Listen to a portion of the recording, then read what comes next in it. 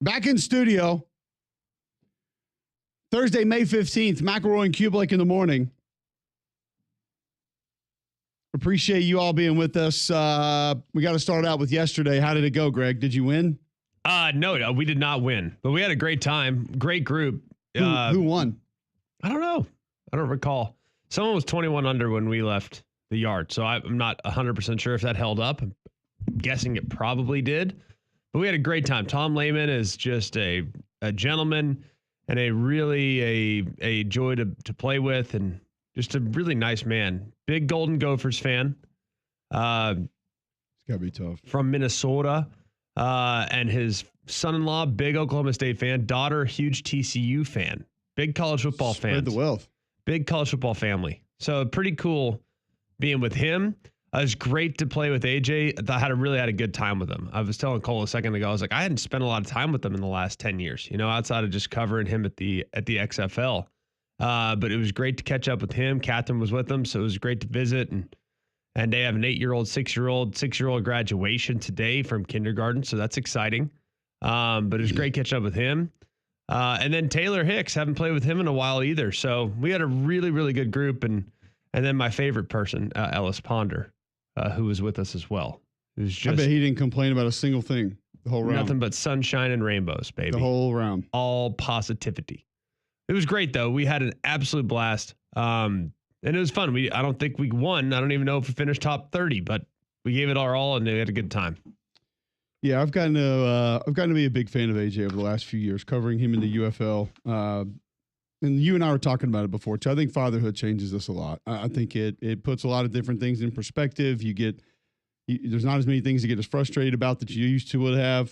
Certain things don't bother you as much now. Other things bother you a little bit more. And there's a lot more to worry about. Like people driving fast down your street. Yeah, that's definitely one of them. Is that happened to you? I can imagine living on a hill. You probably deal with a little bit of that. Yeah. That never used to bother me. Now it's my least favorite thing. So yeah, that bothers me. I've been close to a couple of real run-ins with that. Yeah. Yeah. Well, I had a guy pull a badge on me one time too because I questioned it. What kind of badge? I kind of took a step out in the street and put my hands up like, what are we doing? And guy goes up a block, turns around. I mean, he's hot, jerking it back and forth, coming back, screech the tires. My wife's like, oh, just don't. Here we go. And I was like, you knew he was speeding. Let's go, boys. He's like, you guys, there a problem? I said, felt like we were a little fast there. Got the kids running around right here. He's like, you step out in the street? I said, I did. Just trying to get your attention, get you to slow down a little bit there. He said, you know the speed limit? And I said, 30. It's on the sign right. It's on the sign right there. That's pretty fast. Yeah. And questioned if I knew he was going over 30. I was like, I don't have a human radar gun. I said, but felt like it was up there. And he pulls a badge out. And I said, congrats. You know what I would have said to that? It wasn't. I know Homewood police officers. It wasn't one of those badges. It wasn't a real badge. It was like you paid to be a member of this. Thanks for helping out. Like if we get a really big pinch and Rotary Club badge. Nobody's around and we get in a bind, you're allowed to help. Yes. Good. You can't be protecting the law if you're breaking the law. We're proud of you. Throws his wallet back on his dash. Had like his 11-year-old with him too. And I'm just like, that's a good lesson. There you go. Good lesson. Yeah, that irritates me. But I'll tell you this, man. Like back to the AJ thing. Like I think he's got great perspective. I'm really proud of him. He should be proud of himself. We talked about it earlier. Like he had a great career. And it was just really nice to be with him in a controlled setting like that, as opposed to, asking him questions about what the Battlehawks are going to do on third down. It's just good. It's good catching up. You should have been out there trying to interview him on the field after a series. Yeah, hey, but what do you think the Battlehawks should do on the? What do you think their quarterback run game should look like? With Wilkins out. Should have asked him that, but no. He wasn't always into the in-game interviews, but I get it. When you're a competitor to the level that he is, that's the last thing you want to do. But when he was ready to do it, he was great. And he gave us good stuff. But yeah, it's been cool to get to know him because I do think the perception from a lot of people is not what it is. It's not close to what it is. And that's fine. A lot of guys that are, forward facing in the public, they're never going to be able to give enough people time for them to realize who you really are or what you're really about. But he's a guy that is misperceived by many. I'll say that. And it was cool to see him yesterday and Cool to have both you guys there too. At the same time, we kind of talked about it after you guys left. I was expecting some tension. I was expecting some ego back and forth. Who's really the one that brought us back? We played quarterback. Who's most responsible for bringing us back? No, none of that. First or most? Don't matter. We fight. How did Kalen play yesterday? How did Hugh play yesterday? Do we I don't know. I honestly did hit it into Kirby twice. Good. We Not on warned purpose. him. We warned him. Yeah. Told him, let that be a lesson. What's the lesson? Don't stand Come on our show more? Don't stand on the green on par fours when daddy's at the tee. Oh, boy. In all seriousness, so 320-yard par four? No, we were just playing the up tees. So there were a handful of tee shots that are blind. And it was just not playing very long yesterday at all from the tees that we were playing from. So there were some greens that were absolutely drivable. Like if you look at 11, I think I hit it to 30 yards off the green. I think on 13, which is a par 5, literally a par 5, we had flip wedge and hit a 56 from 89 yards. On a par 5, it was just a blind tee shot, dogleg left. There's a handful of them. And then again on 16, and Kirby, supposedly, and Commissioner Sankey told me after the fact, he's like, dude, you almost hit Kirby on 16. I was like, dude, I didn't even see him. I didn't know where they were. I also didn't even know that the green was somewhat reachable from these tees. I've never played these tees before. Yeah, the problem is you said you were going to do it on the show, so he knows that wouldn't have held up in court. Yeah, well, it's fair enough, but it was a little dicey a couple times. Just I don't know those tees. Those tees are much closer to the greens than you realize. So, but yeah, he took it in stride. We didn't talk after the round, but he knew. He knew. Did you get the Brando story from anybody yesterday? No. I don't feel like it's my place to tell it on the air. So, because I don't know the details. Did he hit somebody? Yeah. Okay. In the noggin. What? And may or may not have said anything to him afterwards. Like, that's what you get? No, just didn't think it needed to be referenced. So no, sorry. No. What about in flight? Perhaps apparently it was semi-severe. Perhaps like a 4 right. John, do you know this story? There's a former Auburn quarterback, right? That may or may not be calling games on radio now. Yeah, I think it was him. Yeah, that's the way I understand it. And he was in the fairway? No, near the green. Yeah, and there was no acknowledgement made of it. Maybe like a slight in passing. Sorry. But just kind of kept on with the round. That's the way I understand it. Yeah, if I hit somebody that was standing on the green, I would apologize profusely.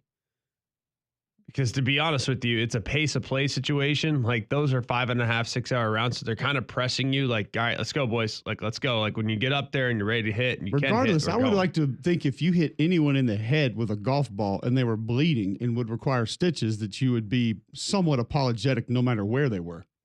Well, what if you didn't know you hit him and you didn't know he was bleeding? I feel pretty confident in saying that they were fully aware.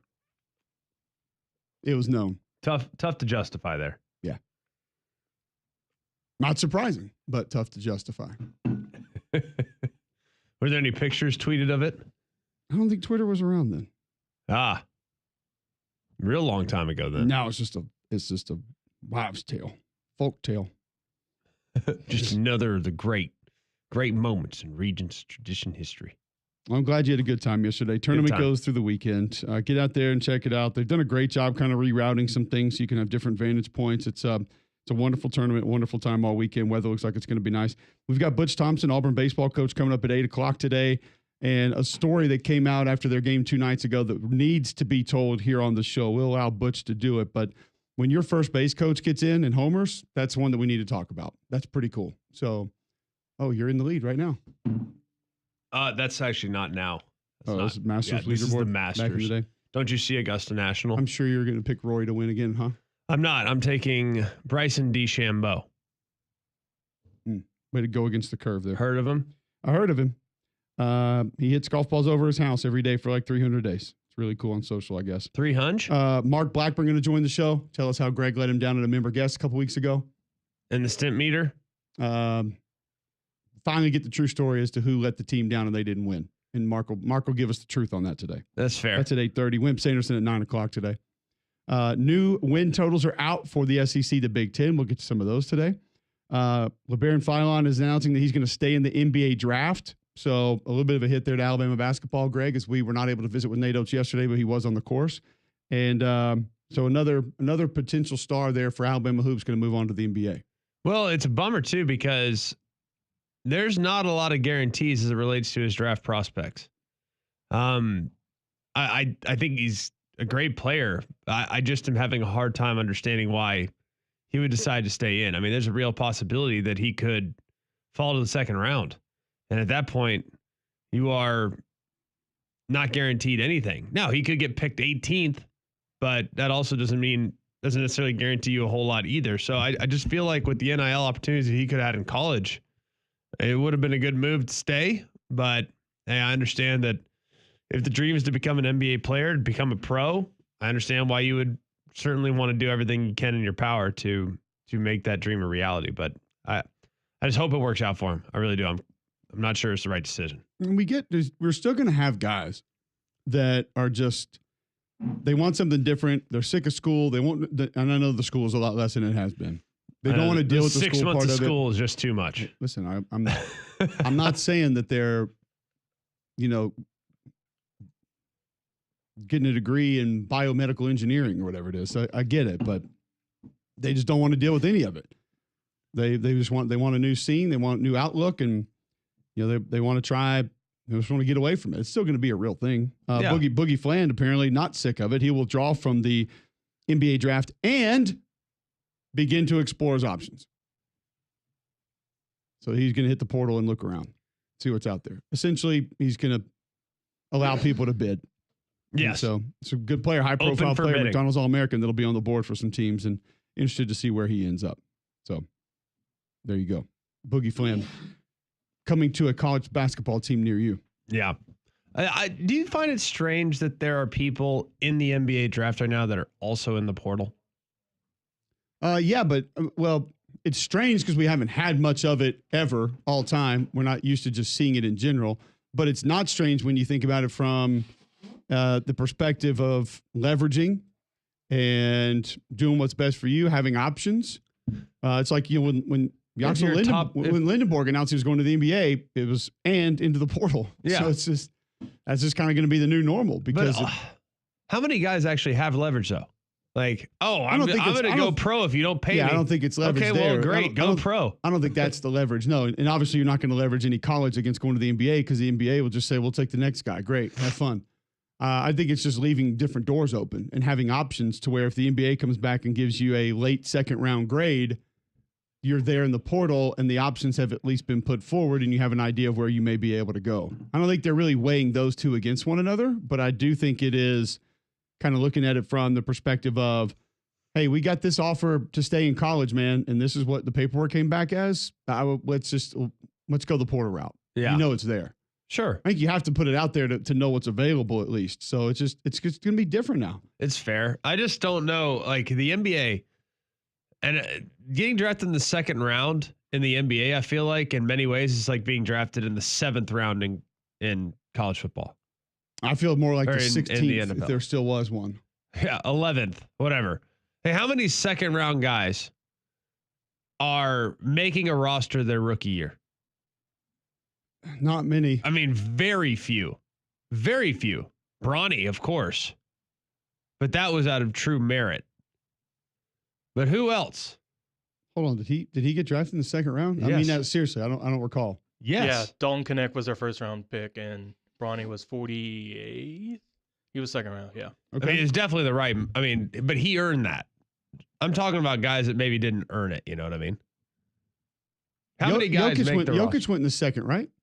Jokic. Yep. I want to say drafted Jokic during a Taco Bell commercial. Draymond. Yeah. Jokic and Draymond are like the two that I can think of off the top of my head that were drafted in the second round that have gone on to become like all pro contenders. There's not many. Not many. It's like Barkley said on the show yesterday. You were gone. We were talking about Tahad Pettiford, and he's like, if you're not in the lottery, you should really consider just Jaylen Brunson, second rounder. Okay. That one worked.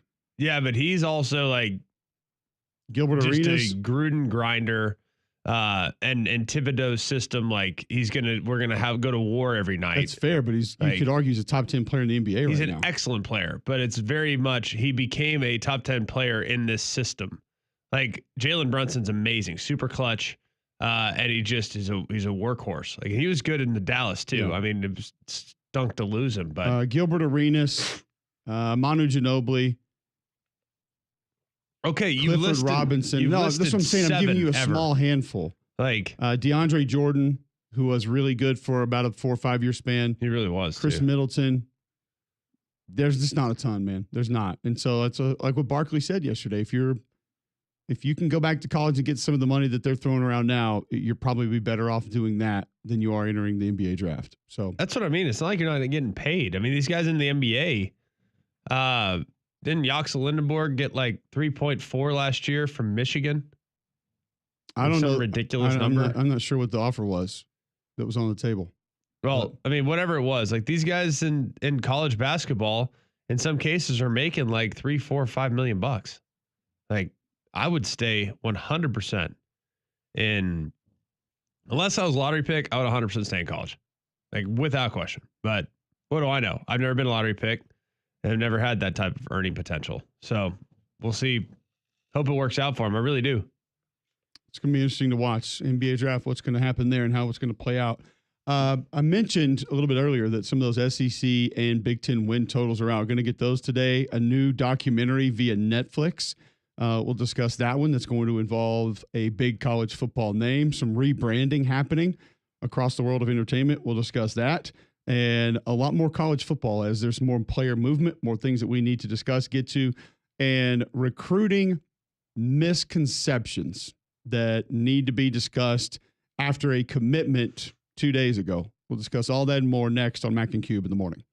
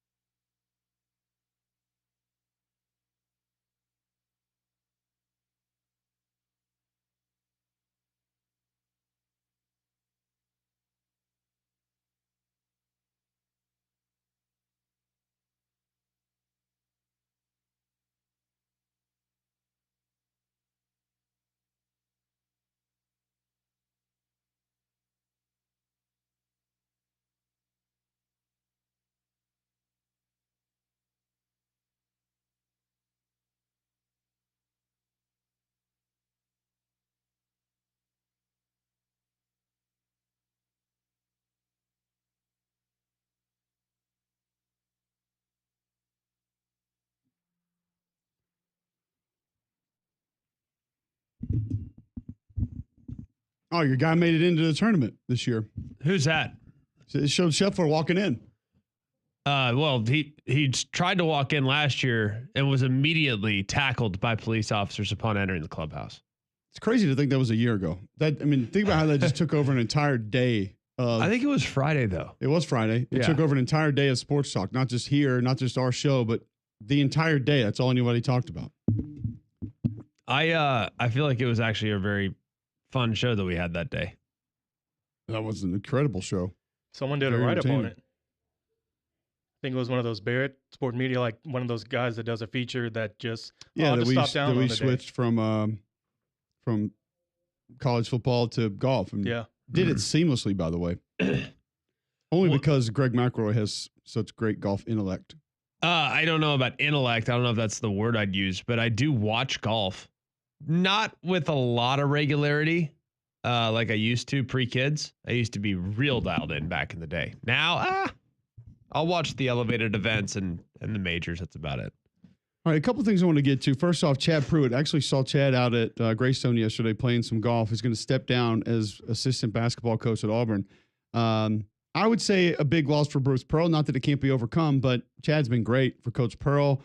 And he's one of those guys that Bruce allows to game plan for and manage certain parts of what his team is going to do strategically. He's going to move on to ministry. Had a heck of a run as a coach, 30-plus years, I believe. So a big loss for Auburn basketball because Chad's an amazing guy. Just a great person, great human. And you hate that Auburn athletics in general, college athletics in general, is going to lose him. You just don't want to see that. But going to move on to something that's more passionate for him, and that he's going to be able to go and affect other people's lives that way. And I wish him the best there. We mentioned Leberon Phylon is going to move on to and stay in the NBA draft. I wanted to go before we move into these SEC and Big Ten win totals that have been altered just a little bit. We talked quickly about North Carolina win totals yesterday after you left the show. Have you seen what that is? Do you know just offhand what North Carolina's win total is? The last I saw was 6.5. So what would you have thought it was going to be or should be before you really took a look at it? 4.5. That's about where I was.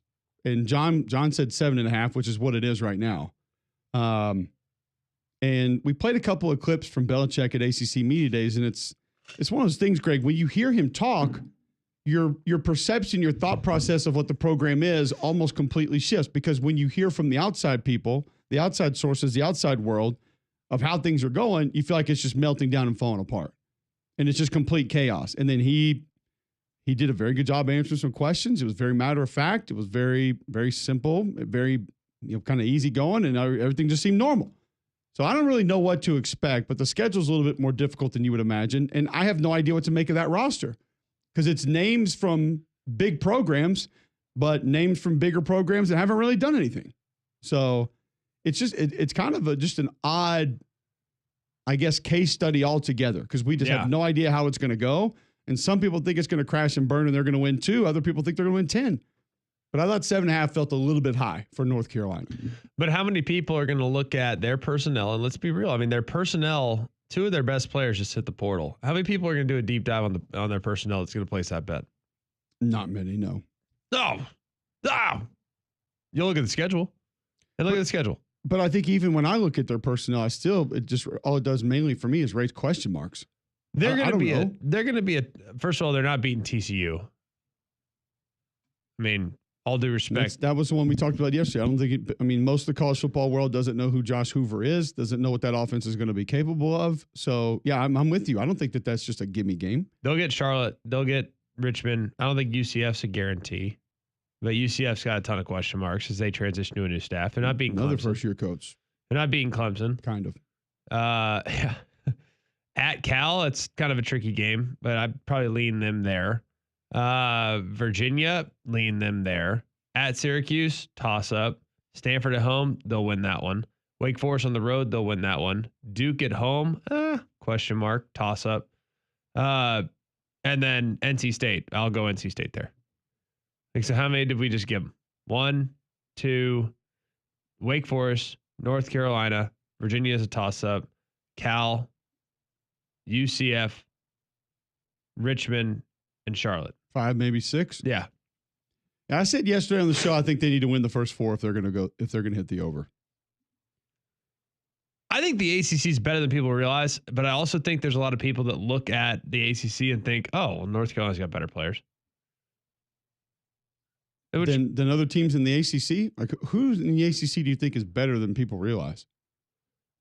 Who do I think is better than people realize? Yeah, like I think Louisville. I think Syracuse might be. Louisville's a good one. I think Louisville's really good. No one realizes that they're good. SMU, Miami should be solid. Georgia Tech's going to be better than a lot of people believe and realize. I think Virginia Tech's a question mark. I think Virginia Tech could be tough. I think Boston College got a chance to be good. I mean, but then again, part of why I like Boston College because I think Billy O is really good. Billy O did a great job last year, and they did so without real answers at quarterback in the first 8 games. No disrespect to Thomas Castellanos, it just wasn't a good system fit. I think he's going to do fine at Florida State. I really do. I think he's going to actually be pretty good at Florida State, but not for Billy O, not for what he wanted to do, not for what he wanted to be. So I think Boston College has a chance to be pretty good. Cal has a chance to be pretty good. Like, these are all question marks that are real. I just don't know if we know the answer. Cal probably lost a little too much in the portal recently to feel super confident in making that prognostication, but I think there are more teams in the ACC with an 8-win ceiling and a 2-win floor than any other league. I don't think there's any question. What is Florida State? Anyone know? Anyone got absolutely no clue. Anyone got a beat on them? How does anybody feel about? Could end up being pretty good though. You added some talented players. I'm not even going to say really good players, just talented players that if they fit in well and the whole play calling thing goes according to plan, which who knows? We've seen that get sideways before with the people involved. So yep. I don't know. Well, put it this way. There were 5 teams in the ACC that won 9 games last year. Excuse me, 6 teams in the ACC that won 9 games last year. Would you like to take a guess would you like to count them? SMU, Clemson, Miami. Yes. Syracuse. Yes. Did Georgia Tech did not get there? Nope. Louisville got there? Yep. Not Virginia Tech, not Boston College, not NC State. Was Duke there? Yes. Yeah. How many people would have had Louisville and Duke and Syracuse? Not 9 wins, no. No one would have realized that. That's pretty sporty. How many people would have said that Syracuse, Louisville, and Duke had as many or more wins than Alabama last year? Think about that. Yeah, and that Syracuse won as many games as Georgia did. Think about that. They also had 3 teams win 4 or less. So they also, by the way, and look, I get it. Some of these things are a little misleading. Pitt at one point was 7-0. That's wild to think about. Like, think about that. That's a real thing. Boston College, who was 4-4 in the league last year, in the first year of a transition, when their coach literally left to become a coordinator, walked away to become a coordinator. They finished by winning their last 2 games of the regular season. And there was a point in which they lost 3 in a row and frankly, had no business losing 3 in a row. They lost at Virginia, which made no sense whatsoever, but that was like the one game Virginia played well in. They lost at Missouri when they didn't even know what the heck they were doing. Like, I'm telling you, I think Boston College is going to be a problem. They were competitive in that game too. Yeah, they were super competitive in every game. And they gave SMU a better game than most. Their quarterback quit during the middle of the season also. Literally quit during the middle of the season. And I'm telling you, man, I think Boston College is going to be one of those teams, like, we're going to fast forward to the end of the year. Like, Boston College has beaten 2 teams in the top 15. You know what I mean? It's wild to think about it. We might get there. Do you know who never quits? Polar Bear Services. Well, Polar Bear Services does a great job. They can do so many things for you, too. That's what I love about using Weston and the guys. I've had them out to the house for so many different issues. I've had them out for plumbing. They've installed hardware and faucets for me in the past. I've had them out for electrical, which has been great. And I've also had them out for HVAC system as well. That's their specialty. It's going to be 90 degrees here in Birmingham today. 100-degree days are right around the corner. You need to go and get out in front of it by having Polar Bear Services out to make sure that everything is ready for the hot summer days ahead. Go and check them out. You're going to love the experience that you have with Weston and the guys. So remember, if you have a problem with your heat or your plumbing, electrical, heat, or air, just pick up the phone and call the Bear. It's 205-497-BEAR. It's 497-BEAR. Speaking of that, I was having a conversation at one of our little end of the year get-together deals for school yesterday with some of the other parents. Do you feel like you completely missed spring? It was hot yesterday.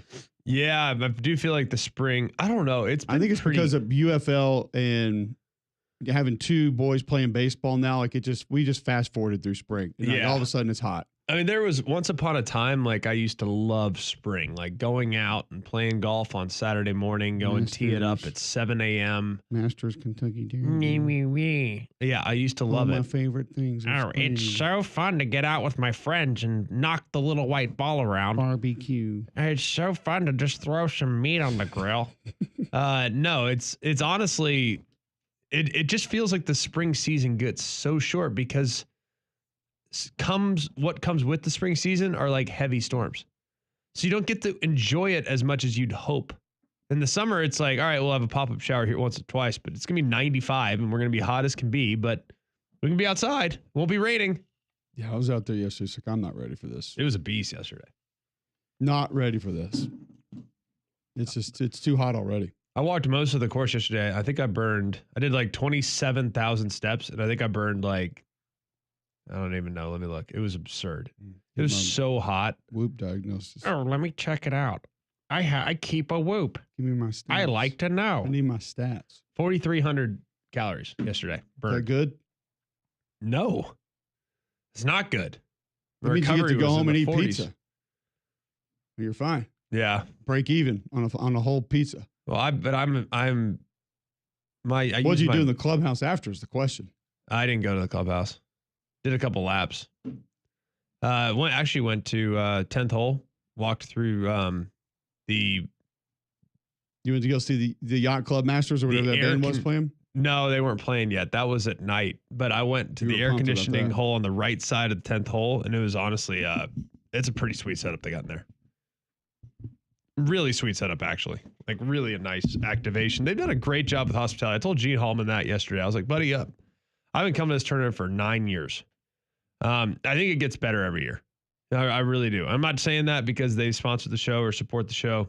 I'm saying that because I'm a Birminghamian, and it's cool to have a big event here in Birmingham. And I think that they've done a really good job of making it really enjoyable for the patrons. It really is. It's a great event. So we had fun out there yesterday. I loved our setup yesterday, right there behind the driving range, where the guys could just stop by and chat real quick. It was really cool. So when we come back, SEC win totals for this upcoming season, Big Ten win totals for this upcoming season. Who is spot on? Who looks to be a little bit off? We'll discuss those right after this on Mac and Cube in the morning.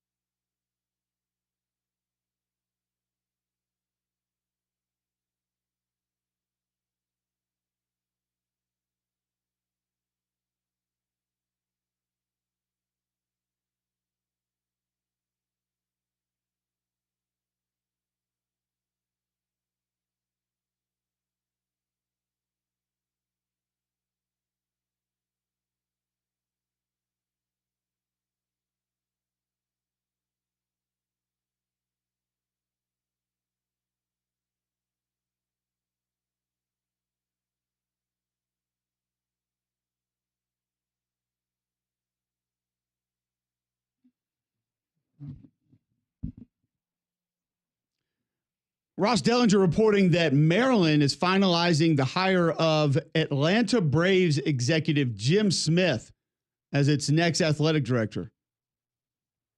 Smith has spent time with the Falcons also and is former Ohio State administrator with a background in revenue generation and fundraising. So that's kind of where it's headed. Sounds like Maryland wants to bring in more recognition of getting to the postseason and failing. More recognition of getting to the postseason and failing? You're bringing in the Braves executive. Or creating bandwagon fans. Maybe he excels in that. One or the other. Let's look at some of these win totals. It is 7:37 Thursday, May 15th, right here on Jocks 94.5. Some of these are a little surprising. I think when you go to win totals for the Big Ten and the SEC this upcoming season, and sometimes the expectations change a little bit through spring practice, through the portal. Obviously, it can be very different. I don't think there's going to be a big surprise with Ohio State, Oregon, or Penn State being at 10.5. Any of those a surprise to you? I actually would have. I kind of expected Ohio State to be a smidge lower, but then you go to the schedule and it's kind of like, but maybe not, because you look at it, maybe a dip for Ohio State because of the departures, but then you look at that schedule and it's kind of like, yes, Texas out of the gate, I get it, I understand. At Washington, Minnesota, at Illinois will be a tough one. At Wisconsin, and then of course Penn State, at Purdue, UCLA, Rutgers, at Michigan. It feels kind of like a 4-game schedule. Yeah. Texas, at Illinois, Penn State at home, Michigan on the road. Does. Don't see a lot of other real scary ones in there. But you think that, and then one will pop up. There's always one where you're like, you know what I mean? For whatever reason with that group, they always seemingly have that one game that no one forecasts as a grind, and then sure enough, it is. Which one do you think it has a chance to be? I would probably say at Wisconsin. Thank you. There you go. Because that's after a road trip to Illinois, which I think Illinois is going to be pretty good this year. So that one could be tough for multiple reasons. And I was a little surprised to see Illinois at 7.5. I thought that would be higher. More surprising to you, Indiana, Michigan at 8.5 or Illinois at 7.5 as far as win totals? I think Indiana's actually going to be pretty good. I don't think they're going to be bad. I think they're going to be pretty good. I would probably lean towards the over in Indiana. Okay, but let me give you Illinois' schedule first. Western Illinois at Duke, Western Michigan at Indiana, USC at Purdue, Ohio State at Washington, Rutgers, Maryland at Wisconsin, Northwestern. There's not a lot of insurmountable objects in front of them. No. I mean, where's the mountain that they can't scale on that? I mean, Ohio State, okay, I'll give it to you, but they get it at home. And like we just said, you get that after another road game. Could be a tough spot. They're not getting that one, though. All right. You just said Ohio State is close in one that they're not supposed to be every year. There's going to be. Maybe that's the one. For instance, last year was the Michigan game. And you're going to say, oh, it's a rivalry. That game shouldn't have been close. No. Let's be real for a second. It shouldn't be close. I think Wisconsin's the one. Wisconsin, you know how I feel about their offensive coordinator. Talk to us about how you feel about their personnel. I don't love their personnel, but I think they could shrink the game. I think if there's one thing that they know what they're doing is I think are going to get back to their root. They're going to be tough. Like, that's not going away. And with all due respect to Phil Longo, I don't think he breeds a real tough football team. Love the guy, love the man. But if I want to go fight in the back alley, probably not taking Phil Longo's offense. I'm just not. You can defer all you want. I'm not saying you have to say anything. I don't know when the last time I heard someone say that they're choosing an offense based on how it would fare in a back alley brawl.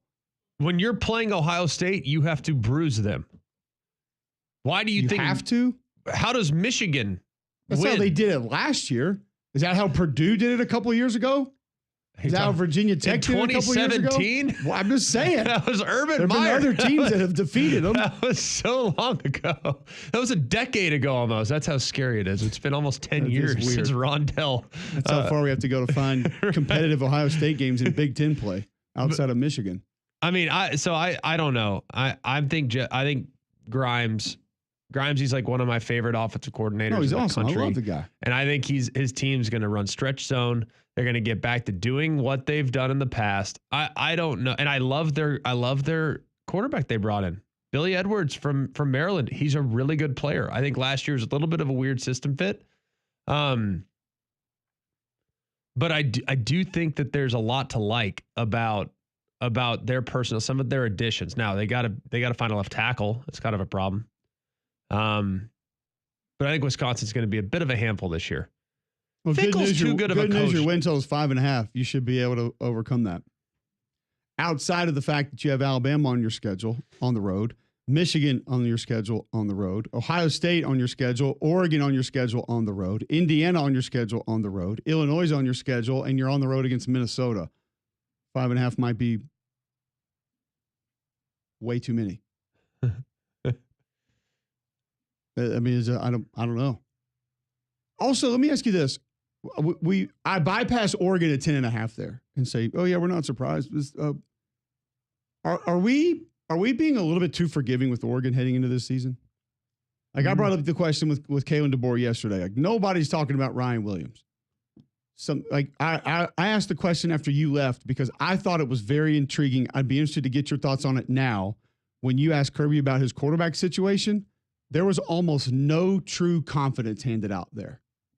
Did you catch that? Yeah. There was not, hey, Gunner's our guy, but this competition's still going to go. I mean, it was essentially stated that it's wide open. Yes. And no one's talking about that. No one's saying, hey, Georgia has a real quarterback competition right now, and sometimes that means it's not great. When you don't have a guy, that can be problematic. And it's not like Oregon just has a guy. Now, they have some talent in there. We know that. Some kids that have ability. And you lose both tackles. You lose a very productive running back, a very productive receiver. You lose a couple guys on the interior of your defense. Are we just – Oregon is not in the spot that Georgia was 2-3 years ago, that Alabama was 8 years ago, where it's just, don't even worry about asking the questions. They're going to be fine. And they're in the Big Ten now. They're not in the Pac-12 anymore, where, as you stated before, you can get beat up going to some of these places that you're not expecting to. And they can get you in a different style fight that you might not be prepared for. I look at this Oregon 10.5 and I'm wondering, are we being way too forgiving with Oregon right now? And I understand Dan Lanning's great and he's recruited well and they have all the money in the world. Congratulations. That doesn't mean you have a 10.5 win football team automatically. Now you might, it's possible. But is there a team right now? Seriously, is there a team right now in the Big Ten that you feel more confident in than Oregon? I will accept only one answer. Penn State. That's the only one. Yeah. Everyone else, I think Oregon has an advantage over. I love their additions in the portal. I think Mekhi Hughes is a top 3 back in college football. I think you look at great back. I think their system from a quarterback standpoint is extremely favorable. Extremely. I think they have 2 really talented weapons back at wide receiver. I don't know as much about their offensive line depth, if I'm going to be completely honest. But I think Oregon. You had 2 all-world tackles last year, Greg, that honestly weren't all-world. The people just, there's still a little bit of carryover there with Oregon right now that, now I will say the Isaiah World kid that they're getting in from Nevada, he can play. He's massive. That one should be pretty good. You bring 2 starters back, you're going to rely on a couple of other transfer guys there. Yeah. You go get Alex Harkey from Texas State. All right, it might work. It might be great.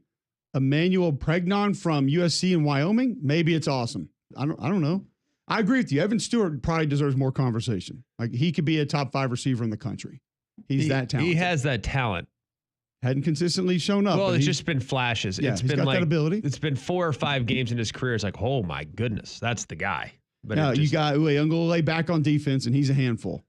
He's tough. What if they get Bear Alexander going on a semi-consistent basis? He can be a problem. Might have to go on there. Like it might have to. It's last chance. Totally fair. You know, so like That's might a good place be to get him then. Contract year situation for Bear Alexander. So like I kind of love that addition. You go get Dylan Theineman from Purdue. That brings you some experience at safety. So some of the pieces, yeah, maybe it's going to be great. All I'm saying is I feel like a lot of people out there are treating Oregon like 2022 Georgia or 2017 Alabama. And it's like, yeah, or pick or choose an Ohio State team in there where we just said it's going to be fine. But we're doing it with Ohio State this year too, by the way. Is it more of a referendum on the rest of absolutely the Big Ten? It's a more of a referendum on the rest of college football. Well, I just think it's more the Big Ten. Like if you put Oregon and made them play, say, Georgia's schedule, they'd be at 8.5 or 9. It's only because Georgia's schedule is a beast. I mean, it is. It's a hard schedule. So I think it has a lot to do with the fact that the Big Ten in general, with, like I said, no disrespect, is a little more gettable in the middle and at the bottom. Now, the top is excellent. Excellent. National championship contender status. Have won the last 2 with both Michigan and Ohio State. But the middle and the bottom is very gettable. We saw that last year with Indiana, who went from the bottom to the top as a result of playing a lot of those teams in the middle and the bottom. Yeah, that's fair. We'll get to a couple of SEC win totals and what questions, concerns, ones that we like there next on Mac and Cube in the morning.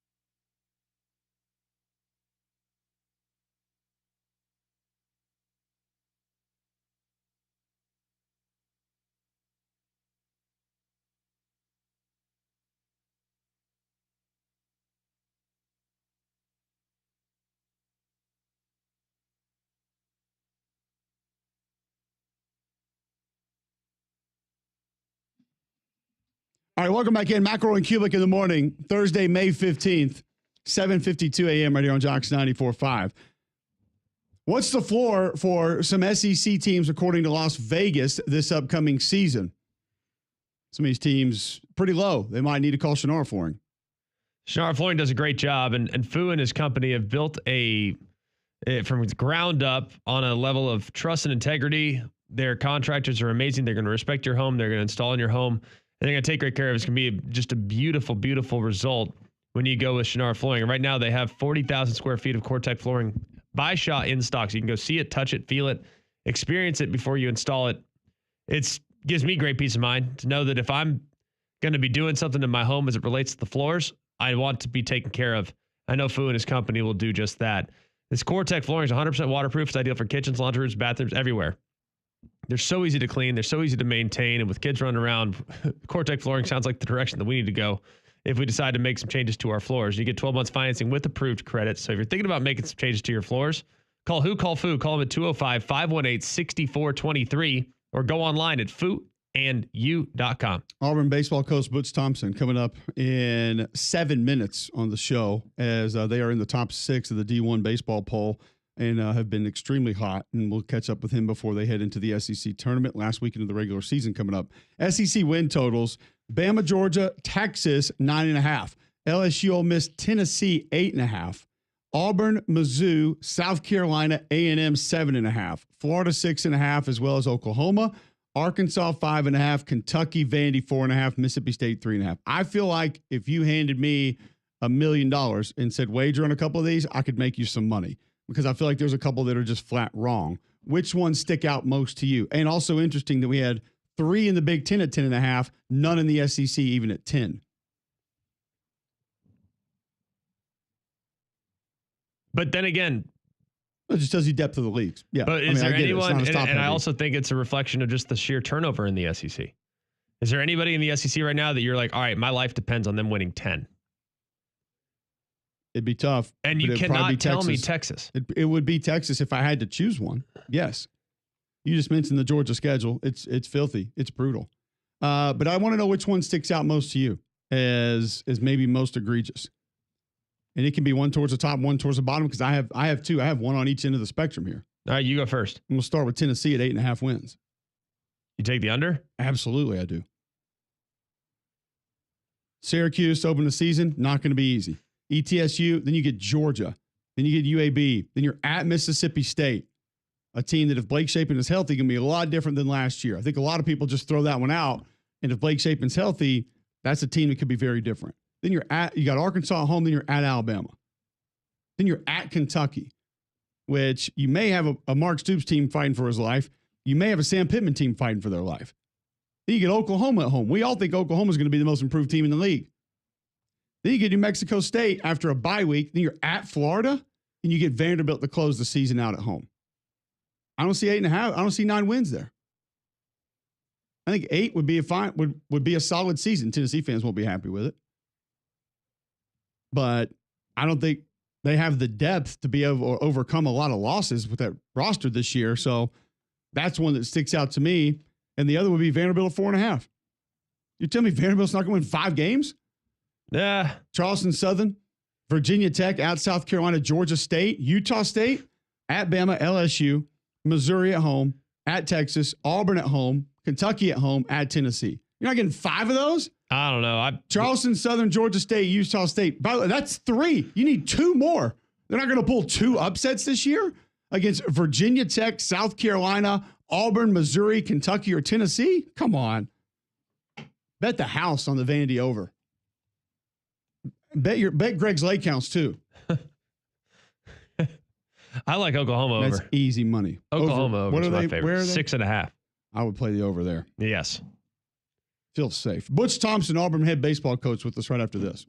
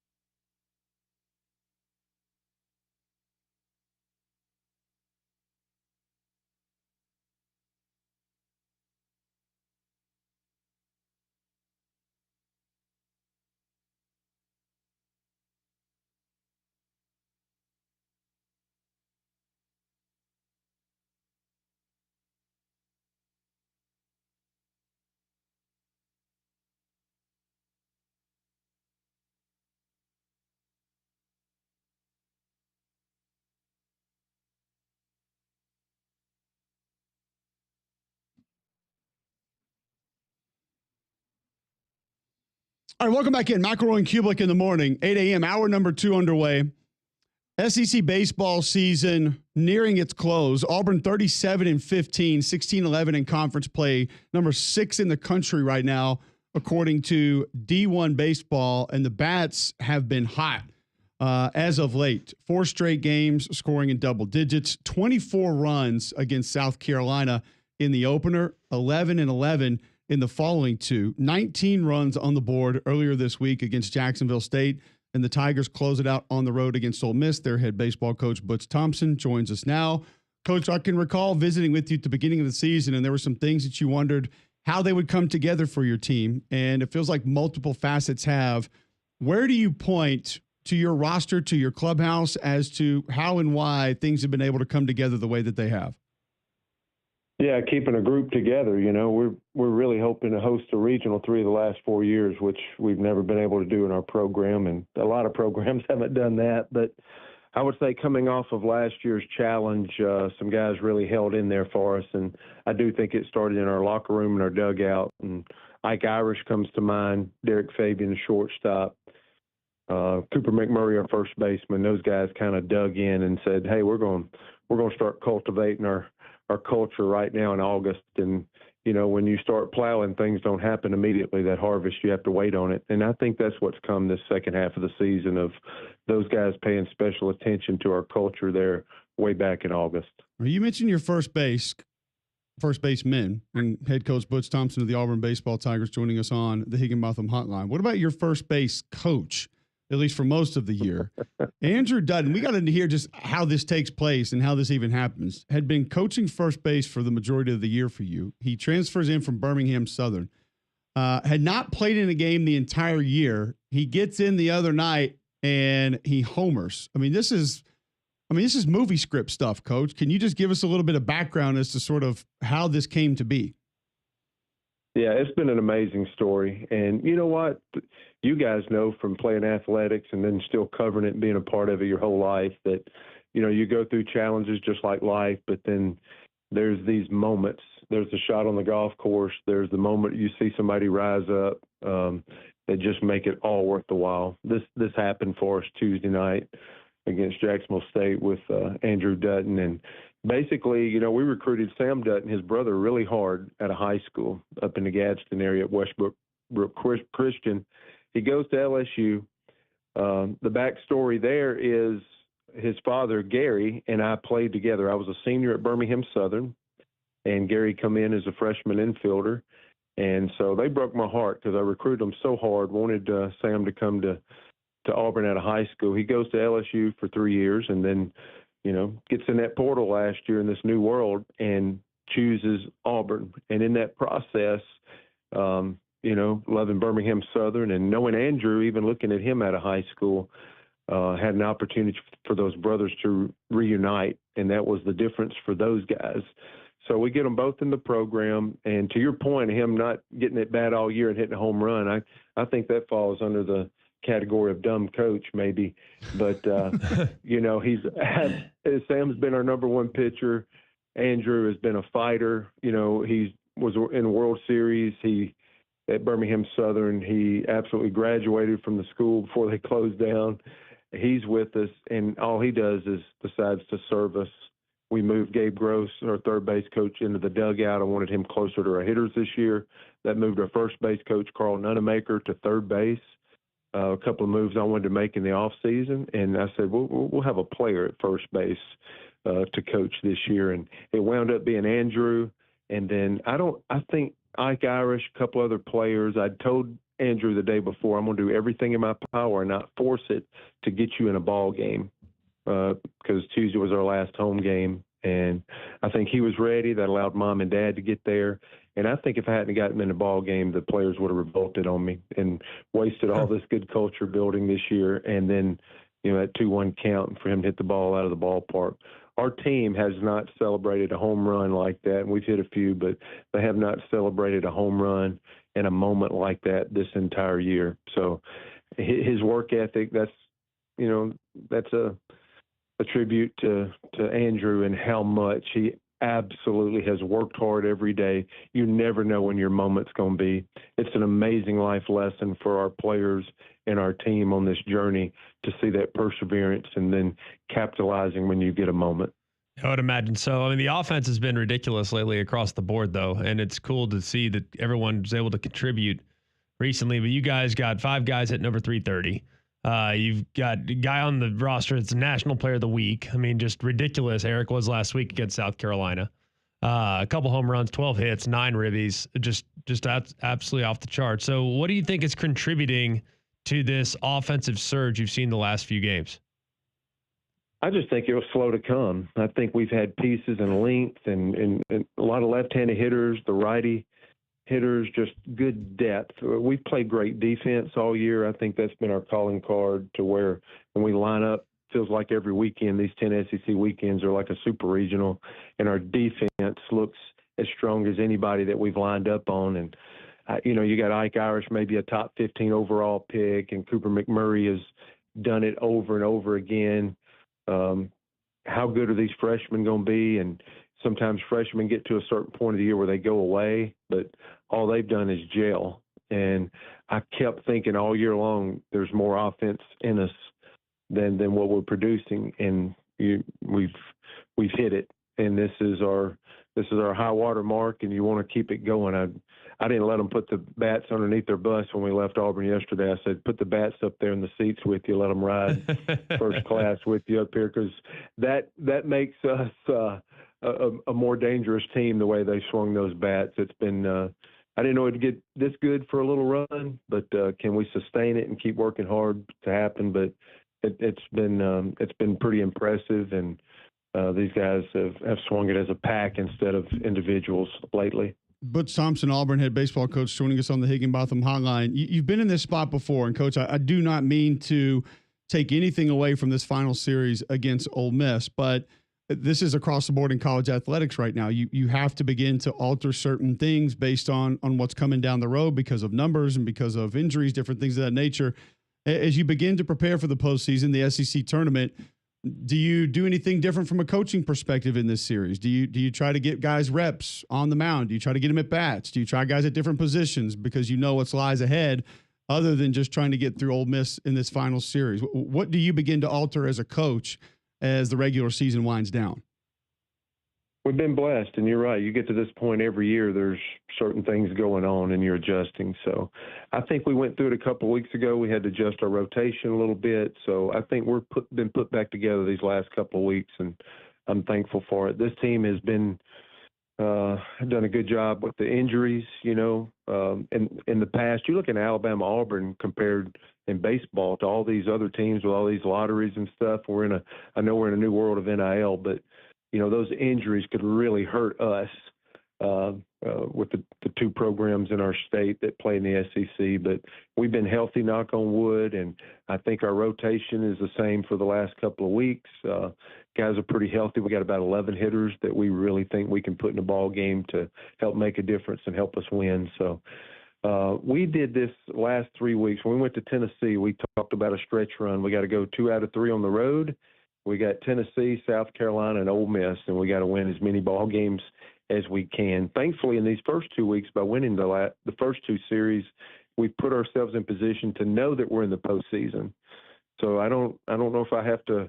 I'm trying to win every ball game we can because we've positioned ourselves, but we still don't know where and who, and we're defining, how difficult that road's going to be to Omaha. We know we got it down to 4 teams that stand in the way right now of us getting back to Omaha, but where we're going to play and who we're going to play and how difficult that road's going to be is still playing for something. I think 14 teams in this league is playing for something. That's how great this league's been.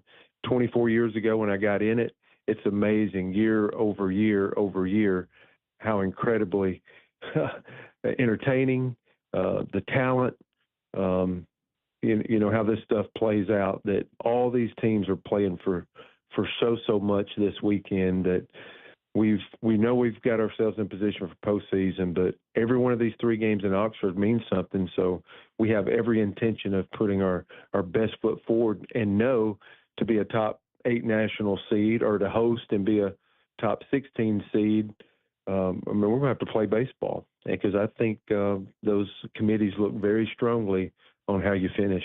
Yeah, understandably. Looking at next week, though, with the SEC tournament looming and the importance of this week's series against Ole Miss, knowing a double bye is within reach, how significant is that? I mean, I know it's massive for pitching and making sure your bullpen's in order and all that stuff, but is that something you talk about with the guys and acknowledging the realities of, man, a double bye would give us great momentum heading in and hoping to secure the championship next week?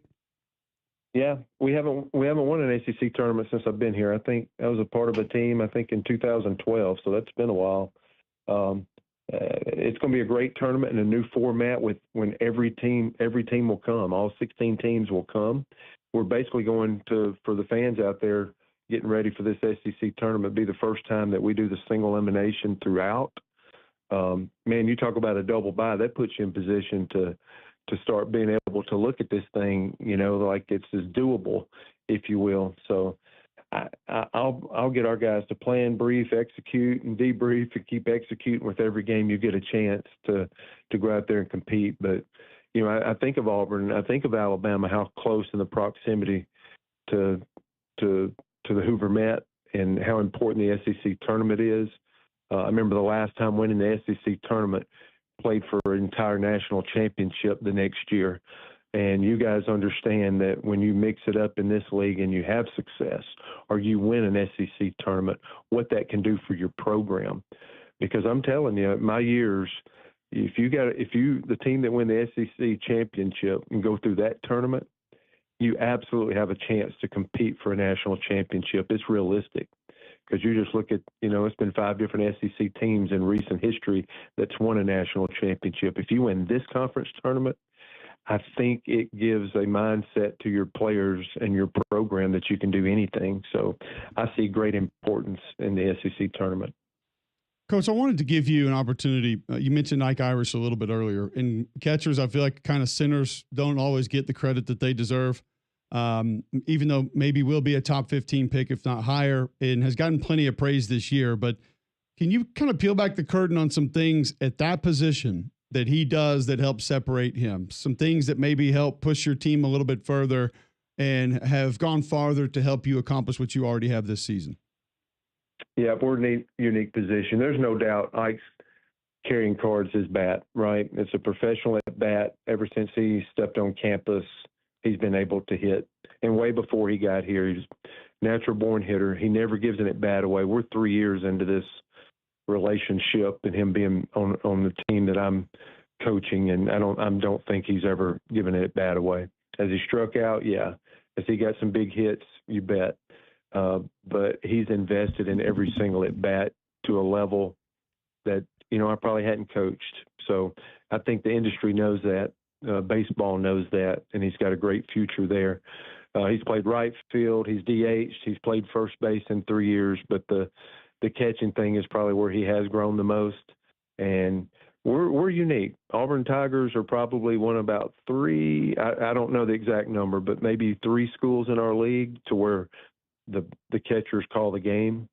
The pitchers, have the say on what they're going to throw. So that's why the planning and all that stuff's so important. So a catcher in our system like Ike and Chase Fralick's our freshman that's catching a lot, those guys have to prepare better than, the whole country, because they don't have a pitching coach sitting there making all these decisions of every pitch or what a pitcher's going to throw. I think it makes a better catcher. I know it makes a more committed pitcher, and it's worked for us through the years. And so Ike's not only ready to hit, he's also ready to run a pitching staff. And that's been his growth from his freshman year over year, to where he can absolutely run a game and we can send him out in professional baseball. And the industry knows that. And I think that's a nod for a catcher coming out of our program, that professional baseball knows that they have a brain that's plugged in, that's absolutely navigating and calling a game and handling a pitcher probably the way it's supposed to be at the highest level. And then, the team voted him as one of our captains, one of our legacy leaders, and he's become very vocal. And through our challenges like every year. You know, we've won 7 of our 9 series, but we've been punched in the mouth twice on the road in tough weekends, and he's absolutely pulled those guys along and didn't let them wallow in it and kept them going. So he's leading. He's playing the most demanding position to lead from on the field and catcher, and he's hit over 400 on the road in SEC play, the high 300s at home. He's really had an amazing season. What's at that core of that decision for you, Coach? Quickly, and I was going to let you run there, but I'm really interested in why you want to allow that freedom. Most coaches like to have control, play calling, pitch calling, whatever that is. You turn that over to the pitchers. You said not many other teams do. Where did that come from for you? Why did that become a reality for your team, and you want to give that to your players? Yeah, it was before these guys. I would say about 15 years ago, I was hung up, on this journey of being a pitching coach. And after about the first decade, I just looked at myself and I'm like, there's got to be a better way. I started my career with all my great coaches. Brian Shoup's a mentor of mine. My pitching guys that were absolutely influences me. I read their books and I got close to Pat McMahon and Darren Schoenrock and all these influences that I had, and I just regurgitated what they taught me basically the first few years. And at about the 10-year mark, I didn't think I was the best pitch caller in college baseball either. And I'm sitting here, there's got to be a better way to grow pitchers. And in that off-season odyssey for myself, I decided, these first 10 years I called pitches because I was trying to create a career for myself, provide for my family, and trying to win ball games. Ever since then, when I made this commitment for these pitchers to call their own game, I decided this was the best way to help me advance in my career, take care of my family, and win ball games. And I think it has bred more conviction and ownership. I know since 2014, I've had 16 major league, pitchers to make it to MLB. So it was less than half of that, the 10 or 12 years before that. So I think it absolutely has been a difference maker in my career, and it's absolutely allowed a pitcher to, he has to prepare. If he's a reliever and he's sitting in our dugout, this isn't about pace of play to me. This is about a guy sitting there the first 5 innings that might be in the ball game in 30 minutes from now. He was more intently watching those first 3 at bats because he's going to have to make decisions. After a ball game, if we hang a slider here in the 8th inning and somebody wants to interview our pitcher after the ball game, he can't pass the buck. He made the decision, and he has to give an account, and he has to stand in front of that microphone. It's like, I'd like to have 1 pitch back, and I'll tell my team that as we get ready to come back out here and compete tomorrow. But you can't pass the buck. You can't go tell Dad that, Coach Teef or Coach Thompson, they just called a bad pitch. I think this builds a better man when you learn at playing SEC baseball at the highest level, and you can't, pass, you can't pass on and make an excuse or blame somebody else. I think that makes a better man. And when you pitch, if you're a starting pitcher, man, every time you get out there on game day in that bullpen, your stuff sets up a little different. I think your awareness is higher when you absolutely are checking into what's really working today, what's shaping up today, how's the weather today, how's my grip today. If a coach is just being your brain for you always, I don't think your awareness is opened up to really focus in on those little details or even feel them if somebody's doing all the brain activity for you. And then when they leave Auburn or wherever I've coached before in the SEC or Birmingham Southern, what have you, when they go, they're gone. So I think the mark of a coach is not what a coach knows. I think ultimately when they walk out the door, what did they know and how much did they grow? And this is, you stepped on a nerve with me because it's been one of the foundational pieces of my whole coaching career is to get to this point. And I think it's absolutely helped us grow our players, especially our pitchers, at a much higher rate. It's really cool, Coach. Thanks for sharing that with us. Great stuff, great lessons just in general for not just baseball, but sports anywhere. I know a lot of people enjoyed hearing that. Look forward to catching up with you soon. Best of luck this weekend, and we'll probably see you at Birmingham. Sounds like a plan. Thanks for the opportunity. You guys have a great day. Yes, sir. Thank you, Coach. Butch Thompson, Auburn head baseball coach, joining us on the Higginbotham Hotline. We'll follow up with a little bit of that and jump back in some of those SEC win totals next. Mac and Cube in the morning.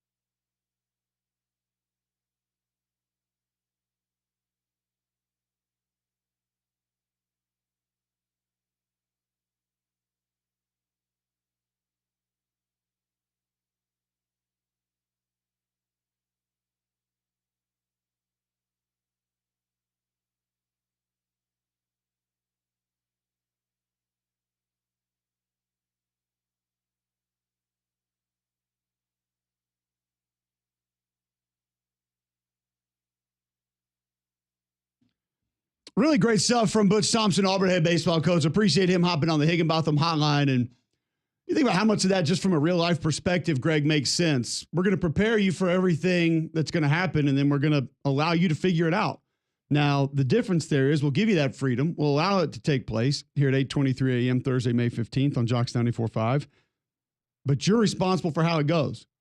You're not going to be able to look left and say, well, look what he did. You're not going to be able to look right and say, well, look what he did.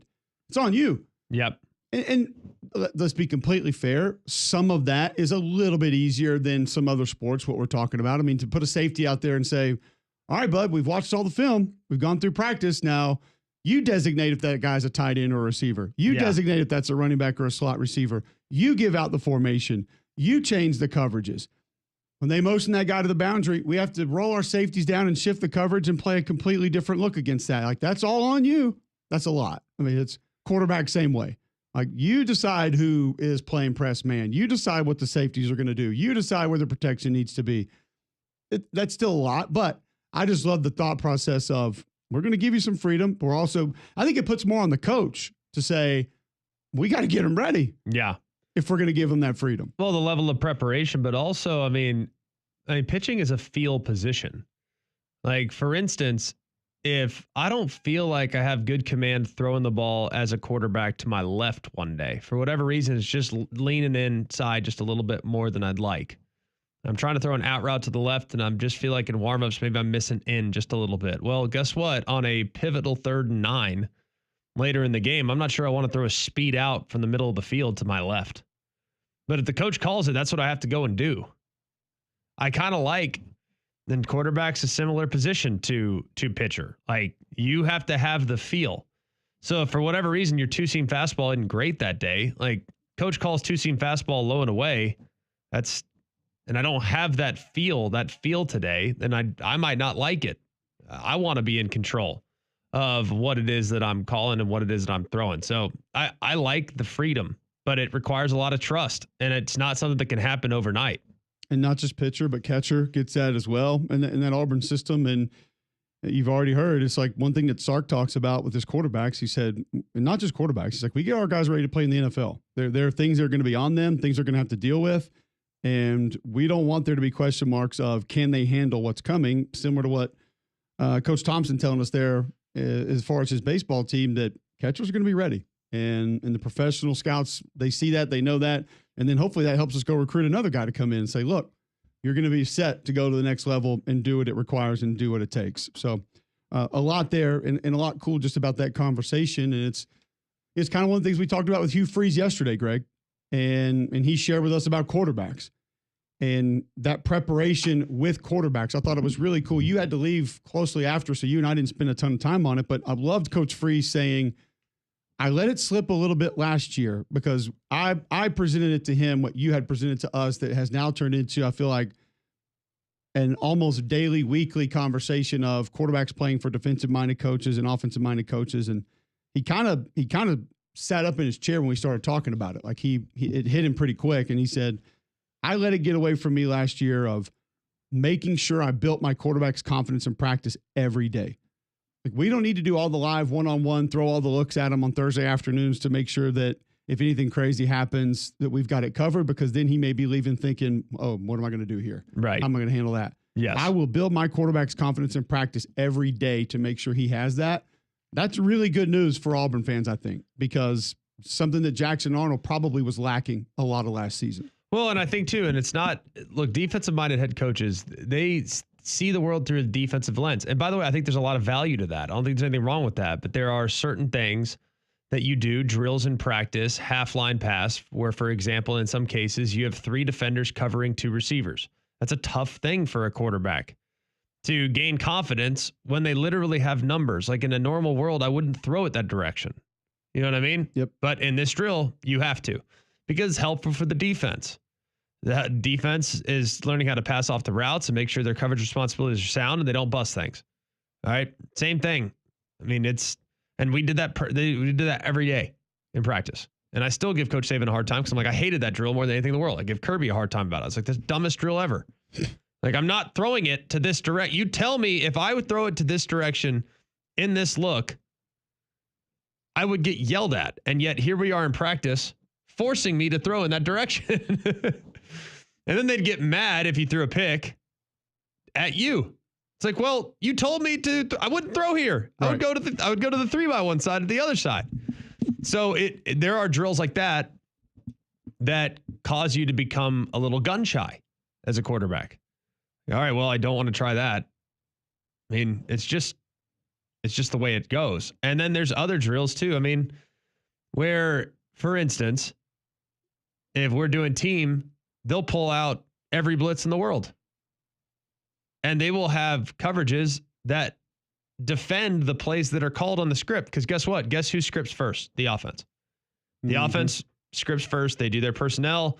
They do their play. And the defense gets to script after that. And defensive-minded head coaches are going to naturally have probably a little bit more in on defense than the offensive-minded head coach would. They would probably want the offense to leave the field feeling pretty good. So it's not a bad thing. It's just a different way of approaching it. And I think that's great, but I don't think that's for everybody. And I think for Jackson Arnold, probably not for everybody. And for those listening that may not have an understanding of it, there were different days of that. I mean, there were days, I'm sure you look back on it now, and if you would have thought about it this way, you would have known, okay, today was built for the defense. Yes. Because we're sitting there thinking, why are we not throwing our way out of this? Why are we continuing to try to run into this? Why are we not bringing more help in to protect against these looks? And that was a day for the defense. And vice versa. Why is the defense just playing base look and we're just running down their throat all day? Like, why are they not give us a stunt, a slant, a twist? Well, we never like had any days like that, but I'm glad y'all did. A lot we're I'm sure built for the defense for you guys. But there were days that were leaned a little bit to see what another group had if it were to go that direction. So you didn't think about it then. It wasn't told to you that way. It's the same thing as when, some of these a couple years ago, like I had a good person inside tell me that Clemson wasn't really worried about Notre Dame, and a lot of what they were working on an install was potentially Alabama the next week. And it ended up working out. They won the game against Alabama, and Clemson fans got really mad at that, by the way. And to my point of the players who came out afterwards and said, that's ridiculous, that would never happen, there's no way we did that. You didn't know you were doing that. You didn't know you were putting in formations that you weren't going to use this week, but you were going to use the next week. You didn't know there were motions being put in. There's no way in hell y'all were going to call against Notre Dame that you were going to call against Alabama, because we didn't know. Greg didn't know. The coaches never told us. But there's things that they were peeking at that they may use 5 weeks down the road, 3 weeks down the road. And I can remember stuff showing like, oh, we did put that in 4 or 5 weeks ago. And now it's just showing up today. Okay, cool. Got it. All right. That's why you didn't know that's why you were doing it then. Right. So it works a lot of different ways in practice sometimes. No doubt about it. All right. When we come back, we're going to go to these SEC win totals again. There's a couple that Greg wanted to get to. And Mark discuss. Blackburn's next. He's going to talk SEC win totals, right? Yes. That's what I Very thought. That's why comfortable. we're having him on. Auburn fan. He's going to talk McElroy win totals and member guests coming up. And why why he cost 0.5. them one earlier this summer. Right after this, we'll talk PGA Championship.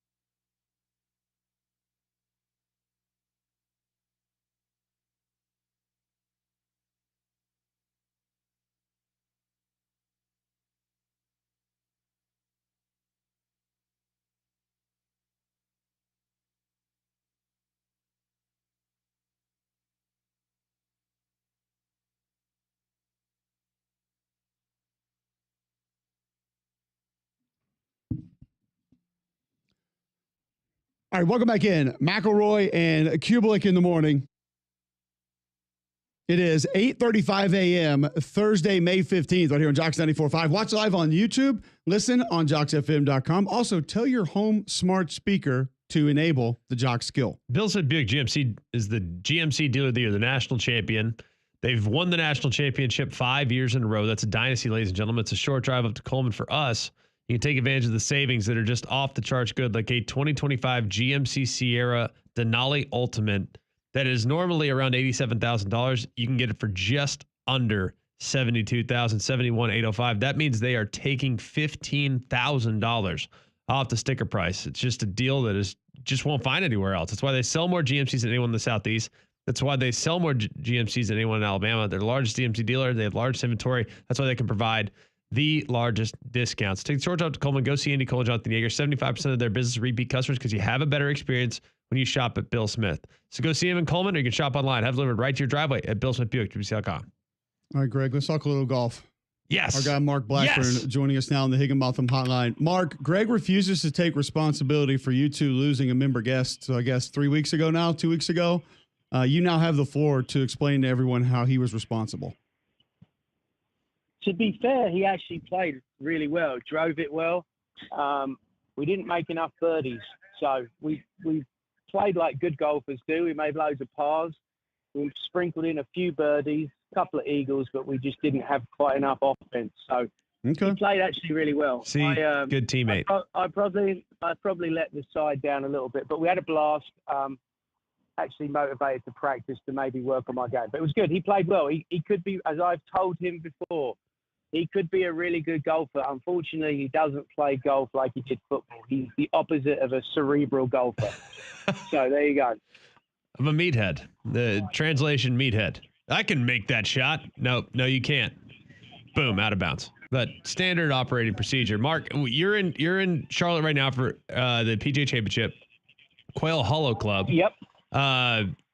This course has seen a ton of changes, and they've tried to make it longer. They closed it for 18 months. They had the tournament there at the Wells Fargo there last year. They're now back for the second time with this new routing. How has the course changed over the years, and how is it different this time around? Yeah, it's obviously one of the best manicured courses that we come to on the PGA Tour. Great major venue. Johnny Harris and the guys here, they do a great job. This thing is ridiculously long, and the weather we've had for the last 3 days, I know Birmingham had some rain, but I mean, it is underwater. It's amazing they're playing the golf ball down. The golf course is ridiculously long. The ninth hole is a 550-yard par 4.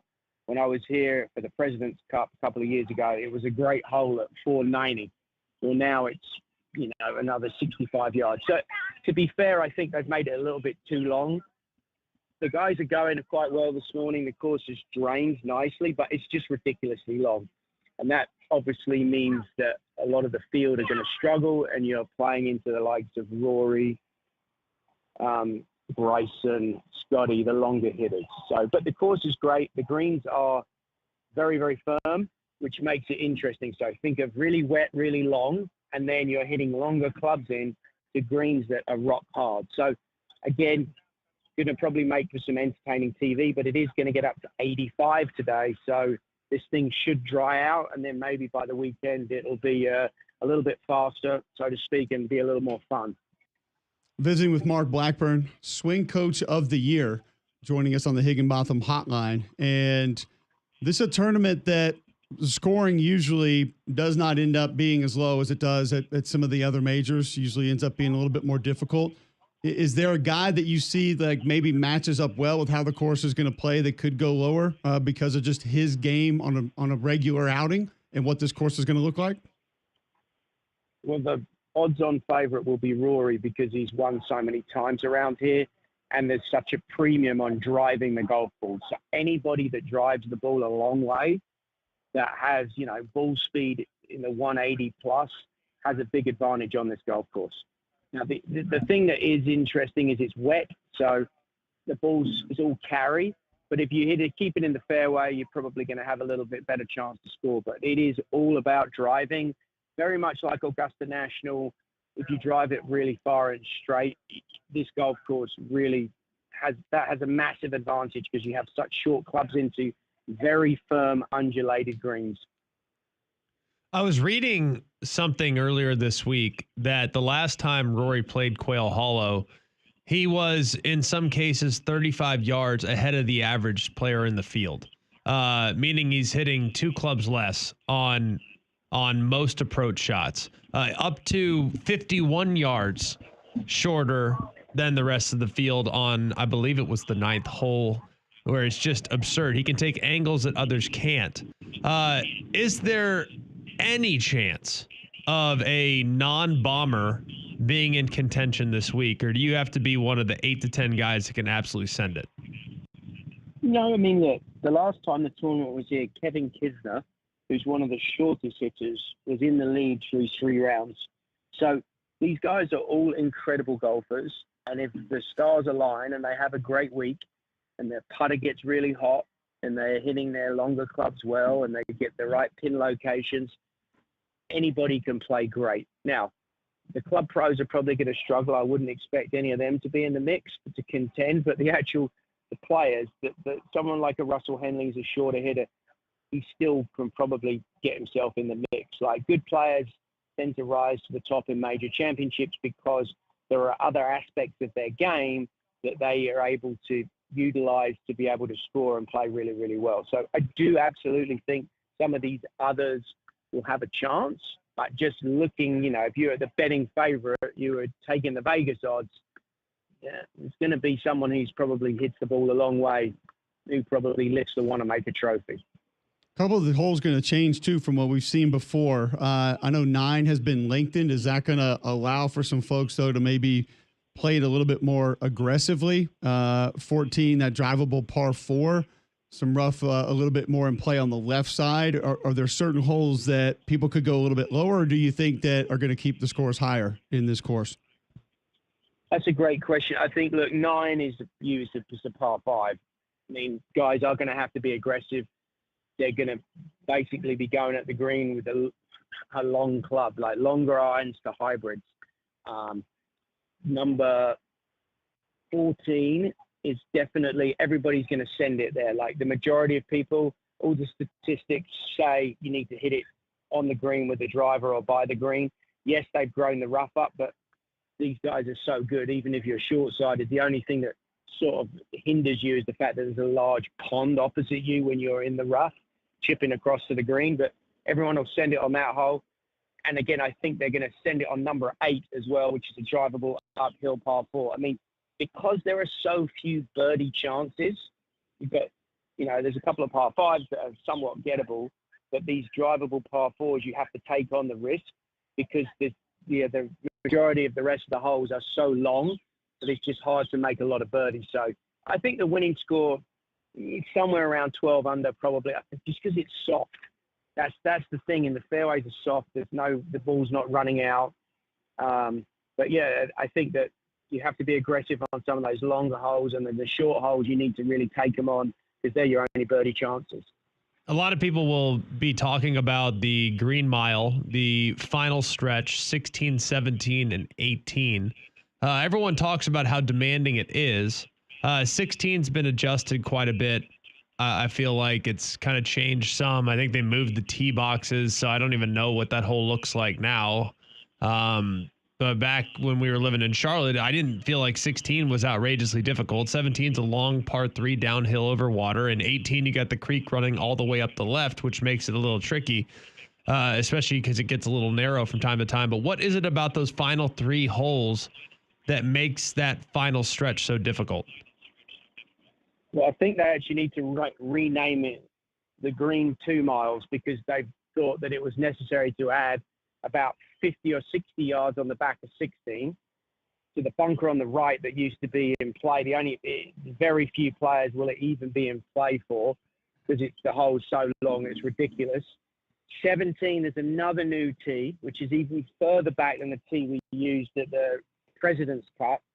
And then 18 is about the same tee box, but obviously is a tough hole. So those 3 holes are very difficult. And if it's into the wind on 16 and 17, that makes it even harder. And then 18 downwind, you do have the creek, which is difficult. And then most people don't realize that 18th green is ridiculous because even if you hit the green, everything slopes and the ball can actually end up in the creek on the left. Yeah. So it depends on the back of the green. You need to get it on the back of the green or be in the rough at the back.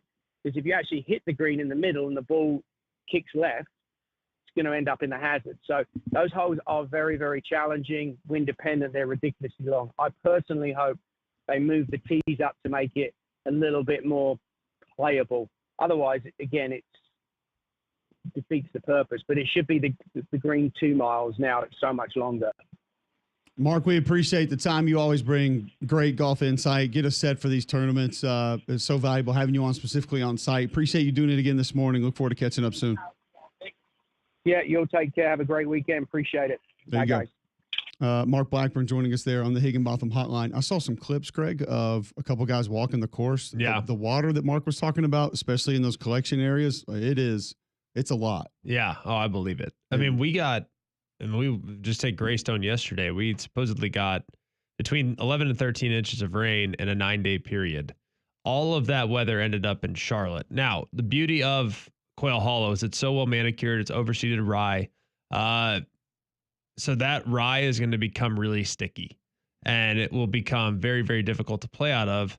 But these guys strike it so pure, it's not outrageous, but the rough could be extremely penal. And then at the same time, the greens, they have the sub-air system, so it sucks the water out much like Augusta has. So they'll be as firm as can be, regardless of how much weather rolls through this weekend. So it's I think it's a really tough situation to play in, but it's a beautiful golf course and it'll be a great tournament. And the top of the leaderboard right now is pretty dang interesting. Luke Donald, former world #1, not a bomber. Farthest thing from a bomber, currently sits atop the leaderboard alongside 2 other English players in Ryan Fox and Tommy Fleetwood. So 3 guys right now at the top of the leaderboard at 3 under, with Keegan Bradley and Matt Fitzpatrick nipping at their heels at 2 under. All right, so we will keep you updated on that tournament, and we'll get back into some SEC win totals next on Mac and Cube in the morning.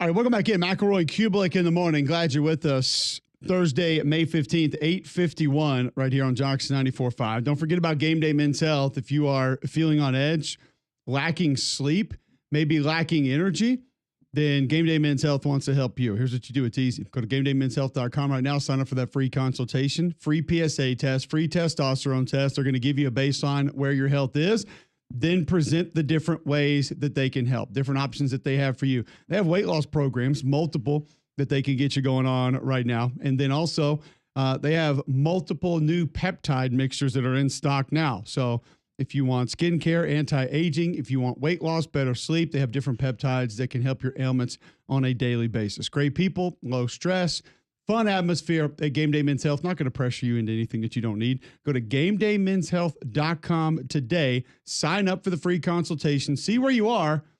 And then take a look right there at what they can potentially do for you. Look at this. What is it? What hole is this? The 15th right here? Just to land on the fairway.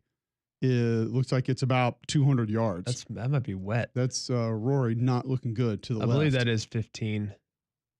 Okay. Yeah, I think that is. Yeah, that's the par 5. I'm pretty sure that is 15. Monster hole. Big old hole.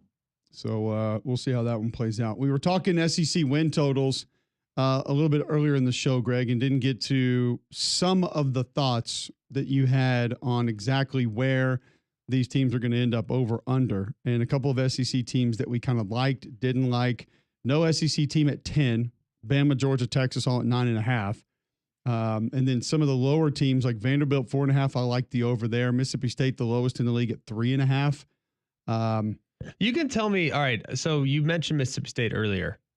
My biggest problem with Mississippi State is not Blake Shapen and the quarterback situation. My biggest problem with Mississippi State's on defense. Defense, yeah. So like I don't know what to make of Mississippi State. I hope they're good. I hope they're improved. I just don't know. I don't know what to think as it relates to them because there's so many question marks around that side of the ball. Well, here's the thing: if you're Mississippi State and you place that wager, you're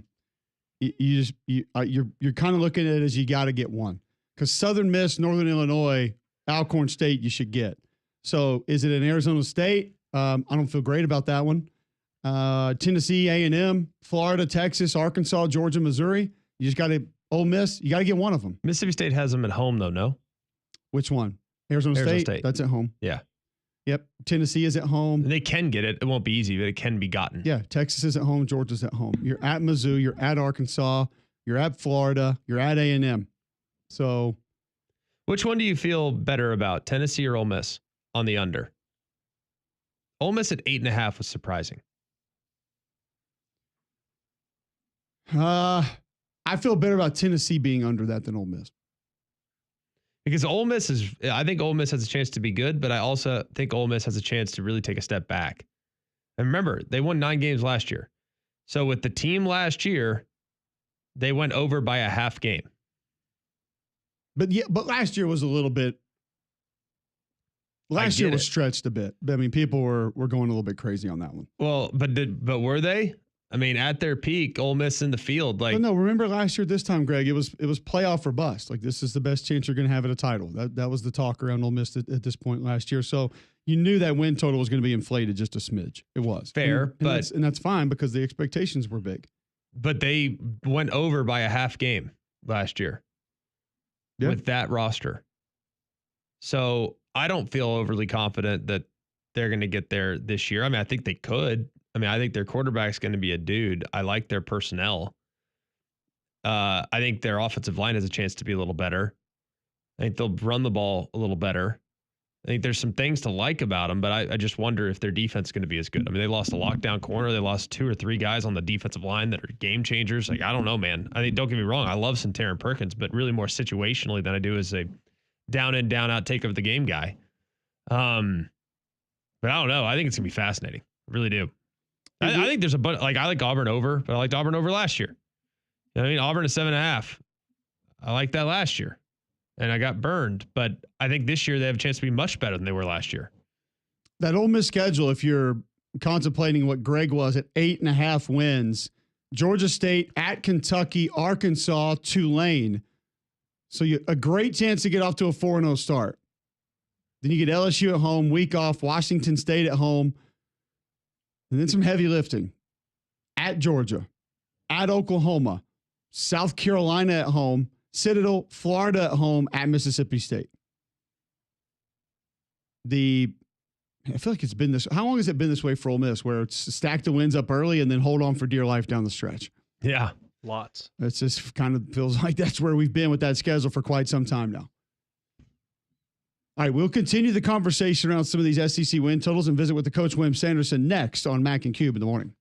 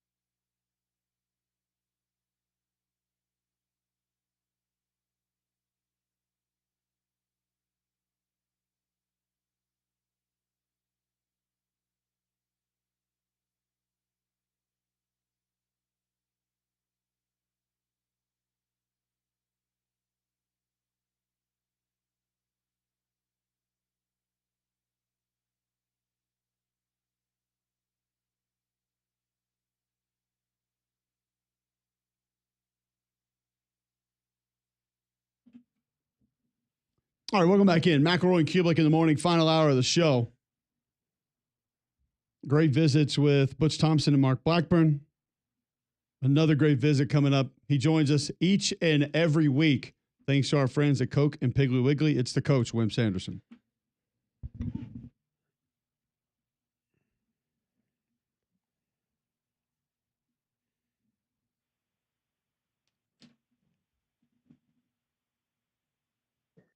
Coach, welcome in. How are you? Oh, okay. Greg, did you play good yesterday? Played pretty well, Coach. Well, I didn't get to play. They said I was too old to play, so I didn't get to play. I'm gonna be honest with you, Coach. It was very, very wet. It was a tough walk yesterday. I needed to elevate the legs last night. It was it was hard out there. Well, course is in good shape, I'm sure. That's always a very good event. I played in it for years and I always enjoyed it. Got to meet a lot of course, I'm a golf nut. Couldn't play very good, but I enjoyed meeting all those golfers that did play and had a good time with them. So I'm glad you got to play. It's great. It's a great event. We're proud to have it in Birmingham for sure. Yeah, sure. That's no doubt about that. Cole, you both of y'all, this is going to be a question you're saying, come on, William. What makes a quarterback, a great quarterback, so elusive that the pros can't pick them? What is it? Is it the mental part of so many of them? I don't think it is. Is it the one part of their game, either passing or running, it makes them? Why is it so elusive that the pros can't pick them? You're talking about like why are there so many busts at quarterback? Yeah, but why are there so many busts at quarterback? And I've been wondering about this. I've been meaning to ask you two guys, and we're in a kind of a quiet time now anyway, so we can't argue about anything. Why is it like that? Well, I have a lot of opinions. I have a lot of opinions. Football minds are good minds, and they able to judge players at other positions. Maybe offensive line, the coach. Maybe that's hard to judge too. But why is it?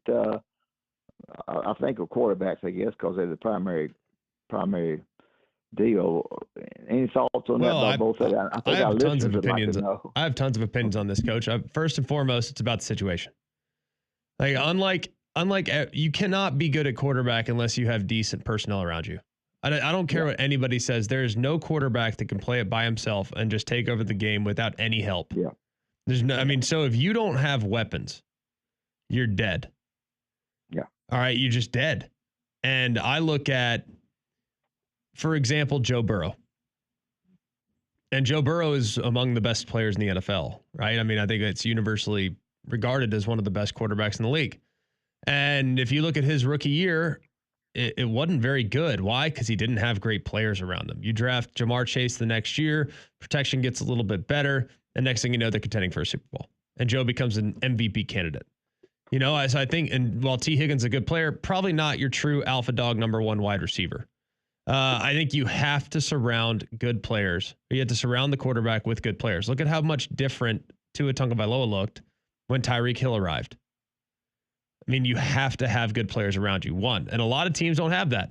Tell me right now, how good is the situation for Trevor Lawrence? Like, I think Trevor Lawrence is a great player, but his personnel around him isn't great.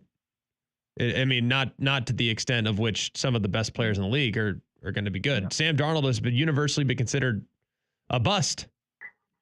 You give him Justin Jefferson and an offense that wants to primarily run the football and things like that, and he goes from a bust to all of a sudden an all-pro contender in Minnesota last year. So I think it's about that too. I think college is very system-based. Extremely. It's all systems. Like, it's really more the plays over the players at some points in college because it's so system-based. Now, the players, some guys are just transcend, are just so good and they can do so many things and they make the system go. But I do think the NFL is more matchup based, and that is very different than what you do in college. So I think the transition is tough for some, and I just think a lot of guys go into really bad situations and they can't quite figure it out. I also think some of it is a little overstated, Coach. You're going to always take flyers on quarterbacks because of what the position is and how much it means to your team. Because not only are you trying to go get, trying to hit the lottery and get Tom Brady as a starter, you got to have a backup. And what happens to good backups in the NFL? They try to go be starters other places. So it's not like you're just holding on to a backup for 10 years. So you have to also try to draft guys that, if they're not going to end up being your number one, are going to be your number two. So that we're going to look at some of those as busts because you didn't draft them and they came in and started. And you're going to always stretch on a quarterback because it's worth it. It's worth the miss as much as it's worth the risk to hit, because you have to have them. You have to have quarterbacks. And I just don't think we pay as much attention to other positions in a similar fashion as we do I mean, we could go back the last 10 years, and you want to talk about the tackles that teams have missed on in the first round? A lot of them. A bunch of them. And that's supposed to be like the safest position. And it's hard. There's so much that goes into a guy working out mentally, emotionally. And it's kind of cool hearing some of the GMs talk now where, the personality portion of what guys did in college, like if they were kind of a jerk in college or they mismanaged things in college, that means a lot more now because they're not just chasing money anymore. They got money now. So I just don't think people are going to tell me I'm crazy with this. I get it. And I know people aren't going to like it. I don't think the whole quarterback miss thing is as plentiful as a lot of people would like to believe. Because I think you could probably do a case study and have that reality be at almost every position. Yeah, well, I think this is a lot of times the way they try to study these guys off the field. You've got more and more. I know, bad character and all that kind of crap. I understand all that, but work habits they try to study them as much off the field as they do on the field now, and I think that's one of the reasons for that is that what are your work habits? Even though you're gifted, these other guys are gifted as well. How much more gifted are you than the others? And what are you doing to make yourself better? I just think it has a little bit with it. Go ahead. You can count on one hand how many guys, though, Coach, can athletically transcend at the quarterback position. You cannot out-athlete the NFL. Lamar Jackson is as big a freak as we've ever seen, right? And this is in the modern era. You put Lamar Jackson back when he was playing, when Michael Vick was playing. Michael Vick was the first guy that was like, oh my gosh, we cannot stop this guy. He's moving so much faster than everybody else. We can't contain him. We have the perfect defense called. We have an unblocked blitzer that's right through the A gap, and he turns it into a 30-yard run. You know what I mean? It's like it's perfect. The defense did everything right, and it didn't matter. Yeah. That's really hard to do in the NFL. So oftentimes, if you don't have that level of athleticism, and very few do, I mean, seriously, Cam Newton, Lamar Jackson are about the only two I could think of that can physically that didn't have to play the game like a chess match. They could play it like checkers, and guess what? You move it off the back line, I'm going to get kinged. You know what I mean? They could do it, but there are so few like that you have to be able to outthink the opposing coaching staff. And that's hard for guys to do. It takes 10 years to have comfort in identifying blitzes, to have comfort in identifying pressures, to have comfort in grasping and compartmentalizing situationally what you need to do and how you need to execute to move the chains. I mean, there's just so few that can do it. And then it takes a tremendous amount of reps to be able to think your way through the game. And you're not going to get those reps unless you're a top tier pick. And you're not going to have enough time to be the starting quarterback if you aren't great early in your career. So if you don't play well in 2 years, they'll go draft another guy and you'll be out. And now all of a sudden your reps are gone, you're done. So it's very hard. You got to have some success early, and you've got to kind of latch onto that position. You got to have a franchise that's committed to you and is willing to continue to invest in you and to invest in your supporting cast. And I'm not sure that's exactly the right answer, but it's pretty amazing how difficult it is to and I like Cole said, the quarterback position is naturally going to get more scrutiny. So no one cares at the D tackle bus. But you're going to take those guys higher too, Coach, because the position means more. Like that's one thing that I think is a little bit asked backwards with the draft is we always talk about the value of the quarterback position, but then we complain about teams stretching on guys. Like, how could the Saints take Tyler Shuck when they did? Well, because quarterback means that much. So if that position is the most valuable on the field, would you not draft lower caliber players at that position a little bit higher?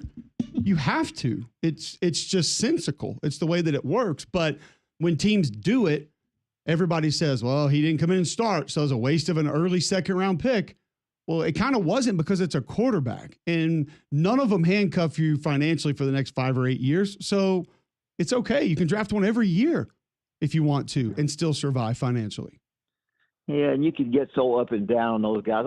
I look at Milroe, And they're knocking you'd think you'd be knocking the doors down the first part of the season. The second part of the season wasn't as good.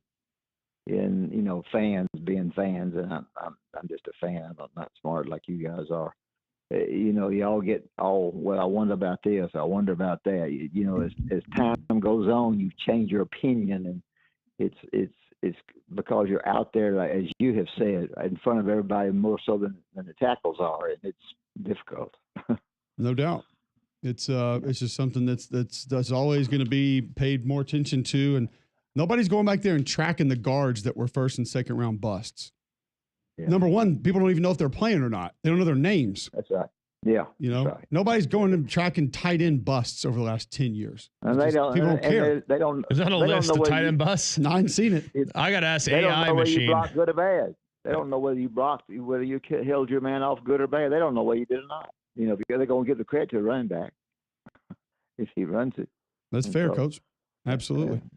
Yeah, I mean, they're not talking about right now. They're not talking about Tyler Booker to the Cowboys on Get Should Up. be. But Should be one of the best picks in the draft. Yeah. But no one's going to talk about that. They're going to talk about, well, Dak stinks. It's like, but he's actually pretty good. But you know what? Yeah. Dak's terrible because he hadn't won a Super Bowl yet. It's like, it's unbelievable to me. It's the best. That's why you play the position, Coach. It's the best position in sports. That's why you see just a recent quarterback of Alabama who you don't even hear his name anymore. He's in the pros at North Carolina. His name doesn't come to the forefront of any sports show anymore. Well, that's because of where he plays. It's not Bryce's fault, if we're going to be completely honest. The Panthers aren't exactly moving the needle nationally. No, don't hear a lot about Trevor Lawrence either, but we hear a lot about the Cowboys, Giants, Eagles, and well, it's just like you said, it's people surrounding them. It's just exactly what you said. The players surrounding the quarterback is Coach has said that 100 times as well. True. Absolutely. Anything else on your mind today, Coach? No, I don't have anything else on my mind. I got a lot on my mind, but not sports. So I'll be happy to tell you about Piggly Wiggly and Piggly Wiggly and Coke, and go on Piggly Wiggly and you'll get a great product, and you'll come out with a smile on your face, and you'll enjoy a relationship with them, and you'll enjoy their food. And Coca-Cola is a great product, and Coke has been a favorite product of mine for a long time. I appreciate you guys having me on. Appreciate it. They brought me a can with my name on it yesterday, Coach. Oh, it is? Yeah. Good. COAL? No, it was actually spelled correctly. You could go by there and do it yourself. Yeah. 2 L's? They had a tent where you walk up and they printed out a can with your name on it. Really? Yeah. You were too busy playing golf. Well, you're big time. Yeah. I was screwing around in the tents, messing around. Yeah. Dang it. Thanks, Coach. We appreciate it. We'll talk to you next week. Appreciate it. There he is, the Coach William Sanderson, joining us on the Higginbotham Hotline. You deserve solutions that are built for you. Higginbotham is your one source solution for insurance, financial, and HR needs. All right, more on those win totals when we come back. Before we get back to the win totals, though, when we mentioned like Coke and branding, and obviously Coke has made a mistake before of trying to rebrand with a product. There is a certain company that is coming full circle with their branding. Are there others that need to follow suit? We'll discuss that next on Mac and Cube in the morning.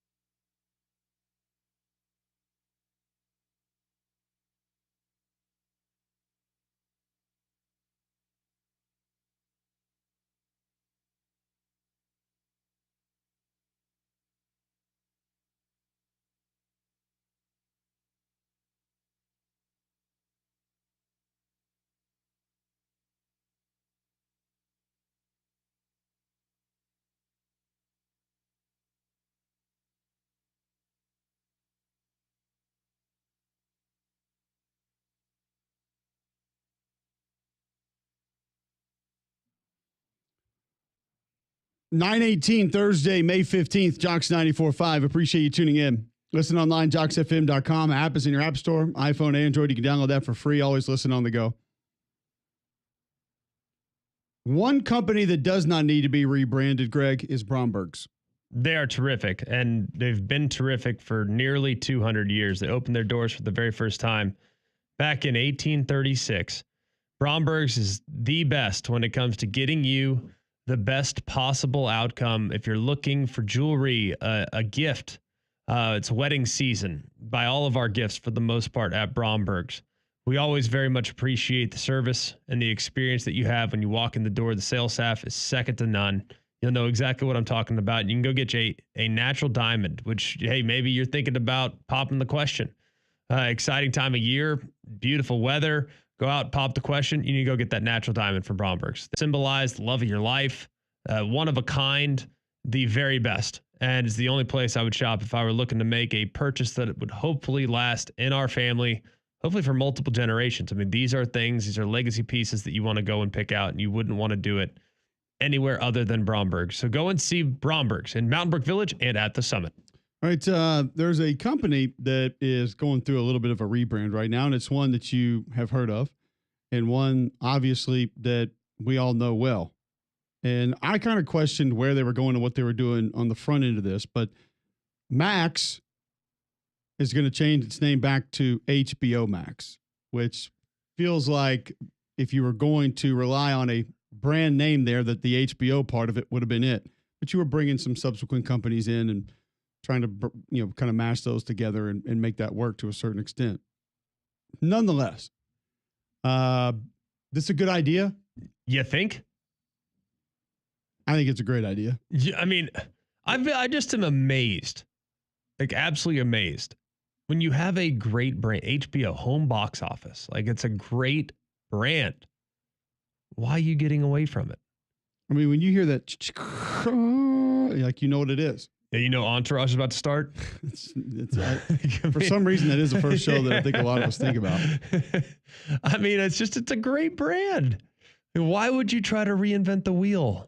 Like, okay, so you're more than just movies now. That's great. That's fine. But at your core, that's what you are. And we talked about this a little bit with ESPN. Like, ESPN decided ultimately in the direct-to-consumer product would be named ESPN. Amazing. Like, it's the consuming sports on television is synonymous with those four letters. They're one of the strongest brands in the world. And there was a lot of conversation about adjusting that. And they decided as time went on that, hey, you know what? Going with just the traditional ESPN is best for us. And I think it's a great decision. Is there anything else out there, though, outside of Max? Like, I think of ones that have worked, like Dunkin' Donuts going to Dunkin', and that feels like it's been fine. It's been great. Like, or if you're in the Northeast, just Dunks. Okay. But then that's also like 55-year-old white guys that are trying to look cool, and they're buying those. 55? I'll take the over. Okay. Yeah. What are some others that have worked, and what are some others that need to go back? Like, obviously, X needs to go back to Twitter. This whole X thing is dumb. I still call it Twitter. I've never referenced it as X unless we're kind of, talking about. Like, this also happened with Barkley yesterday. You were gone, but because I've been watching them some during the playoffs, and like Barkley is furious that they don't reference it as the French Open anymore. What do they call it? Roland Garros, which is where it's played. I still call it. It's not the tournament. It's the French Open. I call it French Open. I didn't know that they called it Roland. I know it's played at like Roland Garros. Wimbledon saying you don't call us Wimbledon anymore. You call us the All England Lawn Club. Like, I'm proud of you for knowing that. I don't even know if that is what it's called. Oh, so the Eagles won the Superdome last year. Oh, that's pretty cool. Yes. I mean, don't get me wrong. Like, I love a good branding conversation as a marketing major. It's kind of like a passion of mine. But here's another one. Facebook. What, trying to call themselves Meta? Meta. And I understand the thought process of it. You are more than just a social media platform now. Like, I get that. But aren't you still Facebook? I still think, when I think Facebook at its core business, it's Facebook. Yeah, they're trying to bring in Instagram, Threads. He's trying to put it all under one roof. So I kind of get it. But yeah, I agree. Why would you take one of the most powerful, maybe the most powerful social media network ever created and try to have people reference it as someone else? That doesn't make a lot of sense to me. I'm with you. Now, stock wise, like I get it. Like if it's from your call sign or whatnot, like I get it. But there've been so many over the years that I've just never understood. A lot of them are logo based, so some not necessarily name based. But John, what's one that sticks out to you that needs to kind of go back? Well, I'll tell you one that failed. As a former employee of their Radio Shack. What did they? They tried for 6 years to call themselves the Shack. They did. In effort to, be hip and popular, to go for the under 55 crowd. And 6 years later, filed for bankruptcy. Was that thing just going downhill anyway, though? Yeah. I mean, yeah. They had already hit the iceberg and didn't realize it. Now I'll give you one that has worked. WWE from WWF. But that was forced. It was. That wasn't a strategy per se. I get it, but that was because of the world wildlife or whatnot. I'm still not going to say that it just worked though. Like they've survived it. I'm not going to say that it's worked as far as it's helped them become more marketable. Fair. But I still think that it was kind of a, I don't know, kind of one that worked. It's one that definitely they survived. I would agree with that. A couple more that come to mind were ones like TV stations or TV networks. Like it was the Family Channel at one point, and then it became, I think, Fox Family and ABC Family. Now it's Freeform, but before that, it was a Christian Broadcasting Network, and then it became CBN Family. Yeah. Or like TLC, from what it used to be and kind of the stuff it does now. Yeah, the National Network. I think more along the lines of not necessarily altering what you do, but like how you market yourself.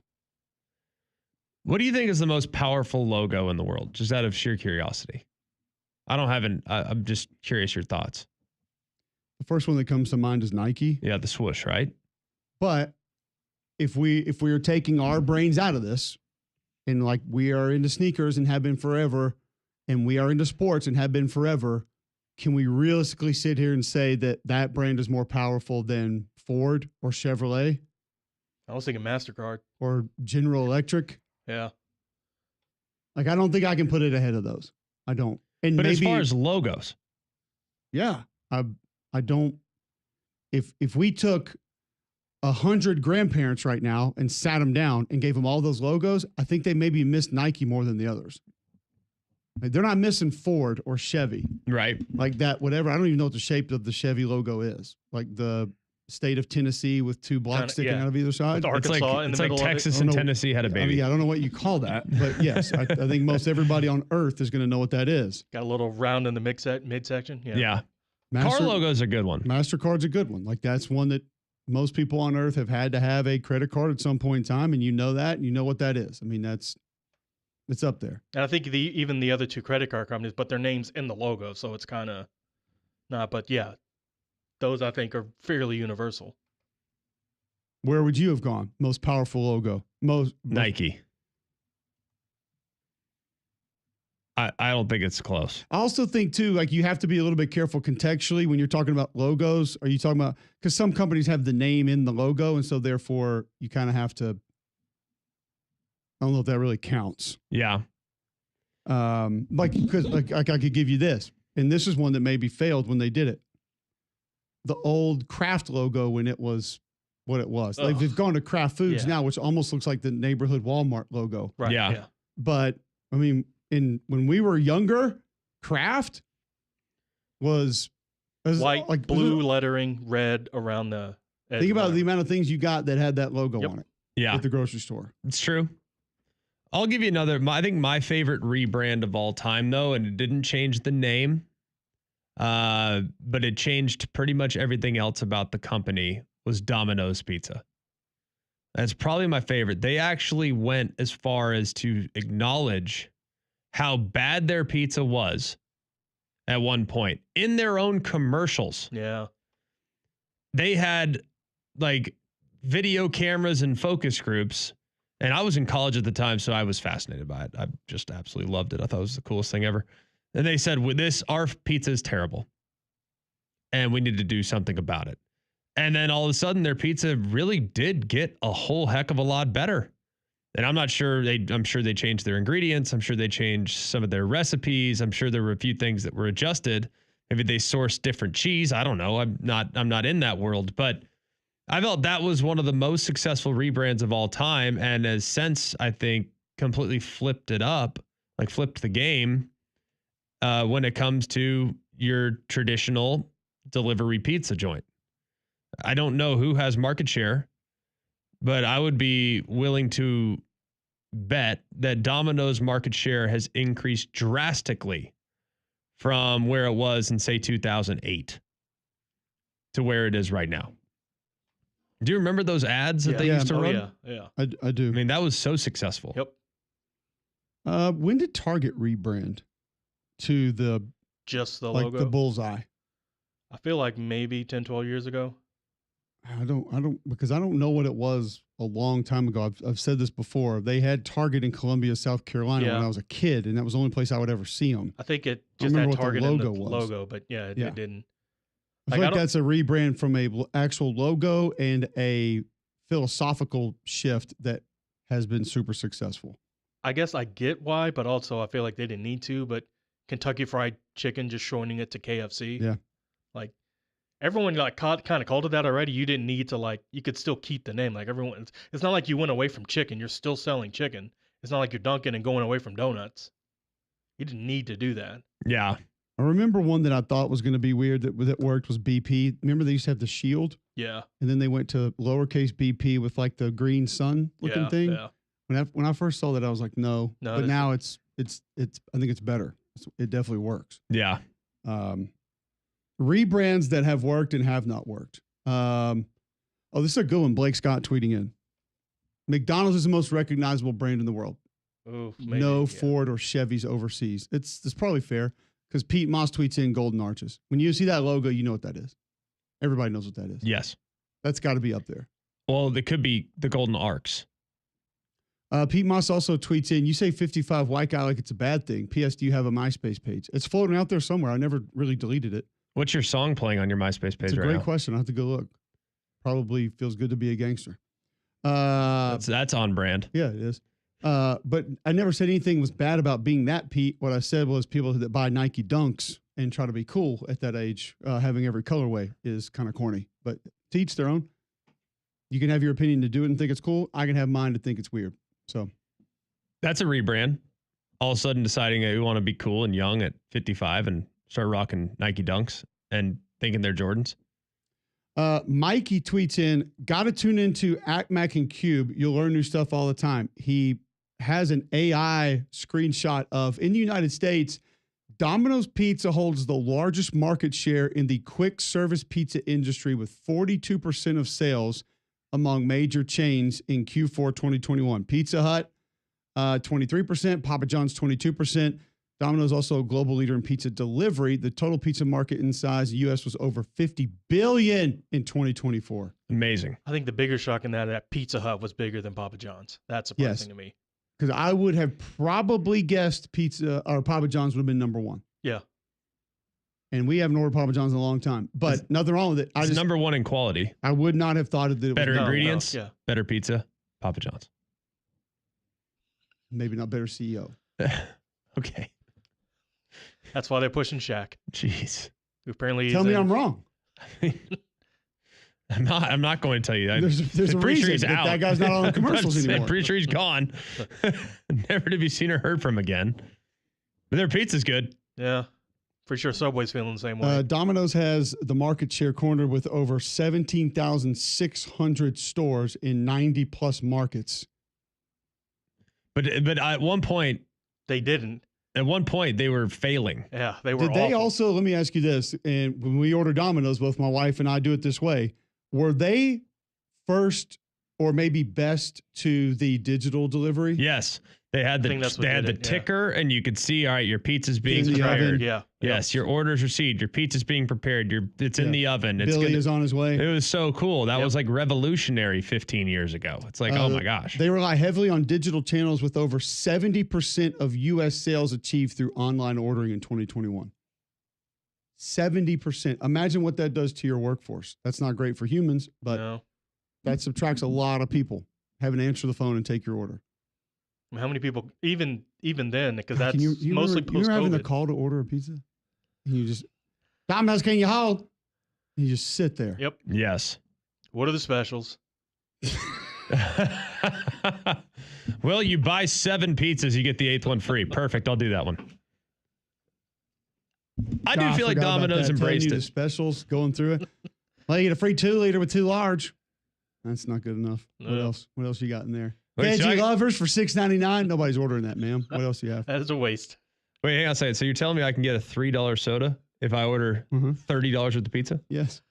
I'm back. This is By the way, special. Back when those were like $1.50 at any other store, Right. maybe less. Oh, it's amazing. It's amazing. We all did it.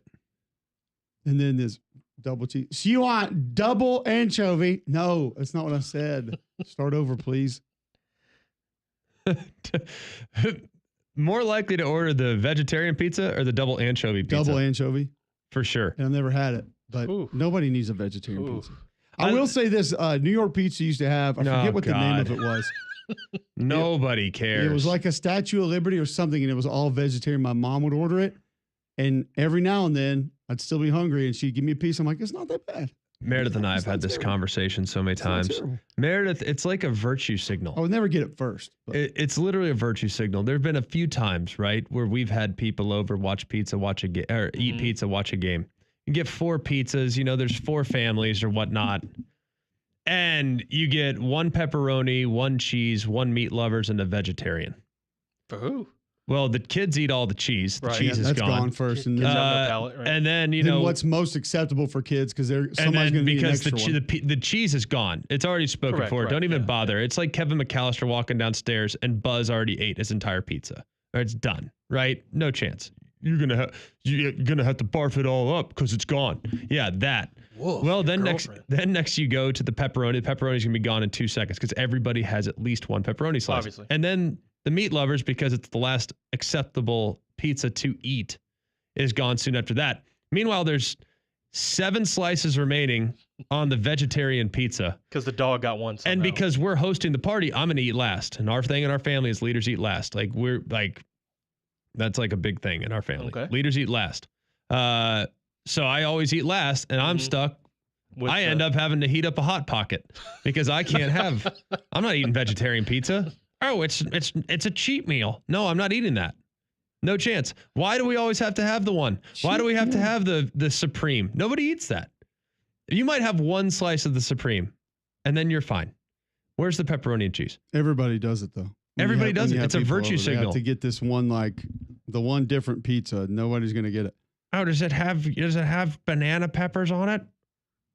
Oh, I don't like You those. trick yourself There's into certain thinking, get-togethers where everybody always gets the one with the pineapples, and it's like nobody asked for that.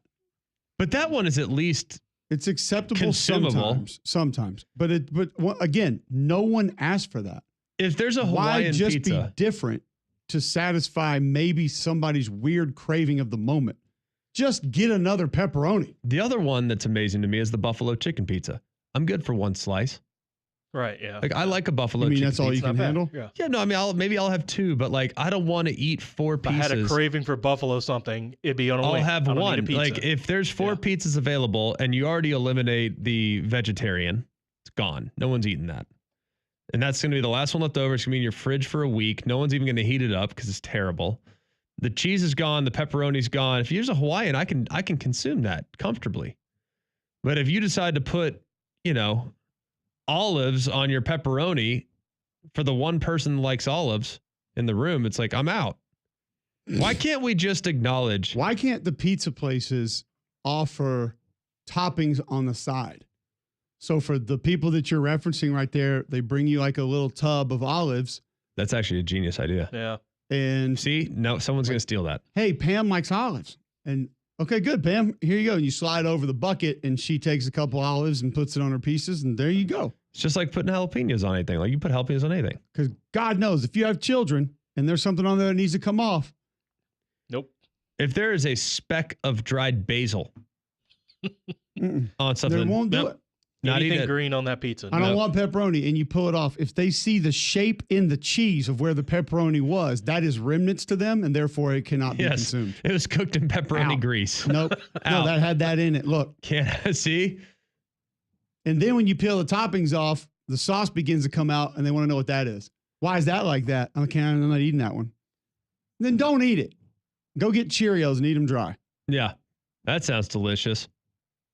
I'm done. I'm honestly next pizza party I This have. is gonna be good. All We're not having pepperoni. freaking vegetarian. I'm ordering. I'm the captain now. I'm ordering. Foot's down. Yes. And the other thing too, since what do pizzas cost $34 for one pizza? They reduced their Um, workforce apparently. No, Gotta make like the money there's a place somehow. in town that's actually quite good. I feel like you could have this conversation about almost everything, though.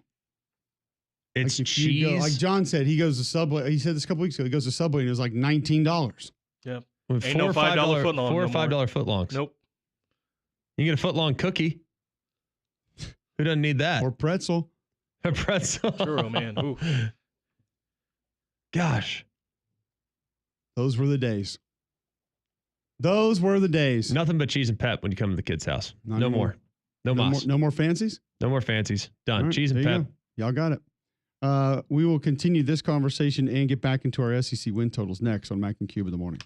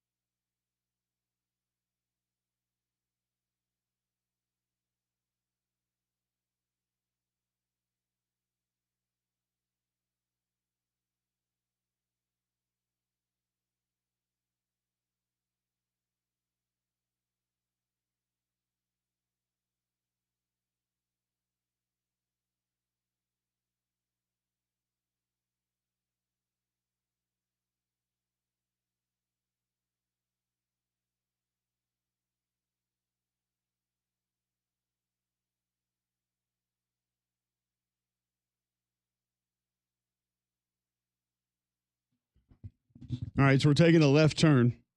Thursday, May 15th, 9:43, right here on Jocks 94.5. Weather is unpredictable, just like our conversations today on the show. That's why you need a Train. Voted America's most trusted HVAC brand. Right now, you can receive up to a 10-year warranty on parts and labor on select Train home comfort systems. Find out more at Train.com. It's hard to stop a Train. So we talked about the Apple logo in the break. Should that be up there as the most powerful logo of all time? And then Greg says that Apple didn't change the game until they came up with a desktop minus the tower. Yes. And you say it was the iMac G3 in 1998. August 15th, 1998. The iMac was Apple's first major product release under CEO Steve Jobs, following his return to the financially troubled company he co-founded. He reorganized the company and simplified the product line. The iMac was designed as Apple's new consumer desktop product, an inexpensive consumer-oriented computer that would easily connect to the internet in an all-in-one design. That was when Apple started to carve things out, and it just progressed from there and then released the iPhone in 2006 or 7? 7. That's when the game changed. I might even go iPod before iPhone. I think the iMac was the original thing that made Apple cool. No, but that didn't change the game. Especially in 99 when the colors came out. Because when it dropped, it was just one, the green or blue or whatever. Yep. But then you got the multiple colors. Yeah, you had orange and pink and whatever. Yeah. 100%. That was the game changer, Pods. I don't think it was. That was the game changer. I think iPod and then iPhone were the two big game changers for Apple. I'm on board with the iPod, but remember, the iPod, this was during the Napster days and tell me how that. Before you could get an iPod, how did you listen to your downloaded music? You had to burn CDs. So that changed game more than, because here's the problem with where you're going with, they changed the game by not having the tower. What was another man from your home state doing at that time? Michael Dell. Making computers for what? A third of the cost of what those were. Okay, but they had the tower. So game was changed by him for you, allowing you to get into the computer game for a fraction of the cost of the towerless teal Apple. Dell had a great product. This right here, this first Apple without the tower was basically Laserdisc. It was really cool for rich people, but normal people were buying Dells. So game was not changed. We had a Dell at our house. I think 95% of America did. Or one of the ones you got at the Shack because it was $15. It was Radio Shack at the time. I would go with iPod. Like you said, you went from having to burn a CD, and trust me, I had the anti-skip protection on my CD player because when I was riding around on my 1980 Impala with the CD player on the bench seat in the front, going over the speed bumps at Maison DeVille, it always skipped. And I had to upgrade, and that was like a whole Christmas from everybody included to get that thing. But then when you could go all of a sudden have all of your digital music on this little bitty box the size of a cigarette box, that changed the game more than I think the towerless desktop did. Because I just don't think many people went to that because there were other options that were so much cheaper. And we said, I'll deal with the tower to not pay $2,000 and pay $400 or whatever it was. That's fine. But you cannot deny that Apple was a flailing company prior to Steve Jobs' return. Oh, I won't deny that at all. I'm just saying, I think when they really revolutionized things was iPod, then iPhone. That's when it. I would say iPhone way before iPod as far as revolutionary. They pioneered the modern smartphone. No doubt. And are responsible for everywhere that it is right now. But I don't think you can. I'm not saying that did not revolutionize cell phones, smartphones, all of it. And it basically killed the iPod because it was one. But the iPod changed the game as much or more with what was happening when it was released as the iPhone did when it was released. This just gave you a cooler option that 90% of America couldn't afford. So, yay. It's like a Rolls Royce Phantom for me. It's awesome, but I can't afford one, so I'm never going to have one. So it's great to look at. Like, I don't want to go look at Rolls Royces because I'm just looking at stuff I can't get. Oh, so they're dunks. Okay. I can get those. I just choose not to. Quote unquote, the computer that saved Apple. Okay, so, but you can't tell me that the computer completely changed the game just because it kept your company afloat long enough for Its you to really change the popularity game. allowed for the development of the iPod. How many of these did they sell? This wasn't that popular. It allowed them to survive to make what really revolutionized things. They sold them all to colleges, I feel like, because every computer lab, they had them all. You're talking about a bridge. I'm talking about a whole new planet, a whole new continent. All you're giving me is a log pushed over a river. I'm talking about the Golden Gate Bridge. All-in-one revolution. The iMac G3 was the first Three mass big rocks market. over a stream is what you are. The iMac G3 was the first mass market all-in-one computer. It combined CRT display, processor, speakers, and CD-ROM all in one colorful Great. shell. No the DeLorean towers. was the first car the doors went up. That No doesn't mean towers. people still want it. No spaghetti of wires. Just plug and play. That's a lie, because even the desktop iMacs right now, you have a couple wires coming out of them. They try to make you think there's none, but there is a few. Yeah, a power cord. Yeah. And you market it to me with no What do you cords. want to be battery operated? Be pretty sweet. It would make things easier. Here. I don't want your travel Battery? what's that the size of half a brick charger that you carry around and act like it doesn't weigh anything. Oh, it's not. Look, it's not you don't light. even know you have this, and it weighs 11 pounds. It's great for travel. I don't put it in my pocket. Like, I mean, it's. The straps on your backpack rip. We'll be back with more after this.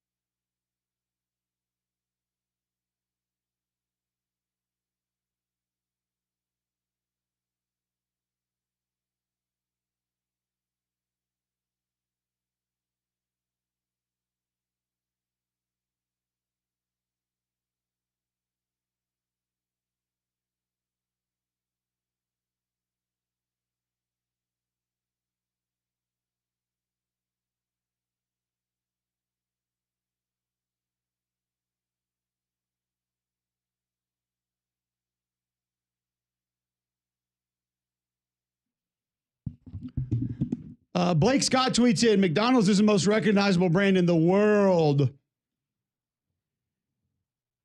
Have we pushed back on that? No, At all. David Garnett tweets in, Greg, there's a difference between supreme and vegetarian pizza. Also, if you're a leader, just order the another option pizza you want. Yeah, follower. Alex says, gotta order Donato's, Greg. That way everybody gets a little bit of every pizza because of how it's cut. I will say I like Donato's pizza very much. I do not like square cut pizza. It's a waste. And it used to be where I think you saw advantages that some people weren't going to have crust, but it just makes it more difficult to manage. Yeah. I got no problem with square cut pizza. Jolly tweets in, interesting discussion. In GMAC scenario, I usually eat before I go over. I might eat a slice as a snack, but it avoids acting like a pig in social setting. Plus, you don't know hygiene habits of everyone you interact with socially. It's proactive prevention.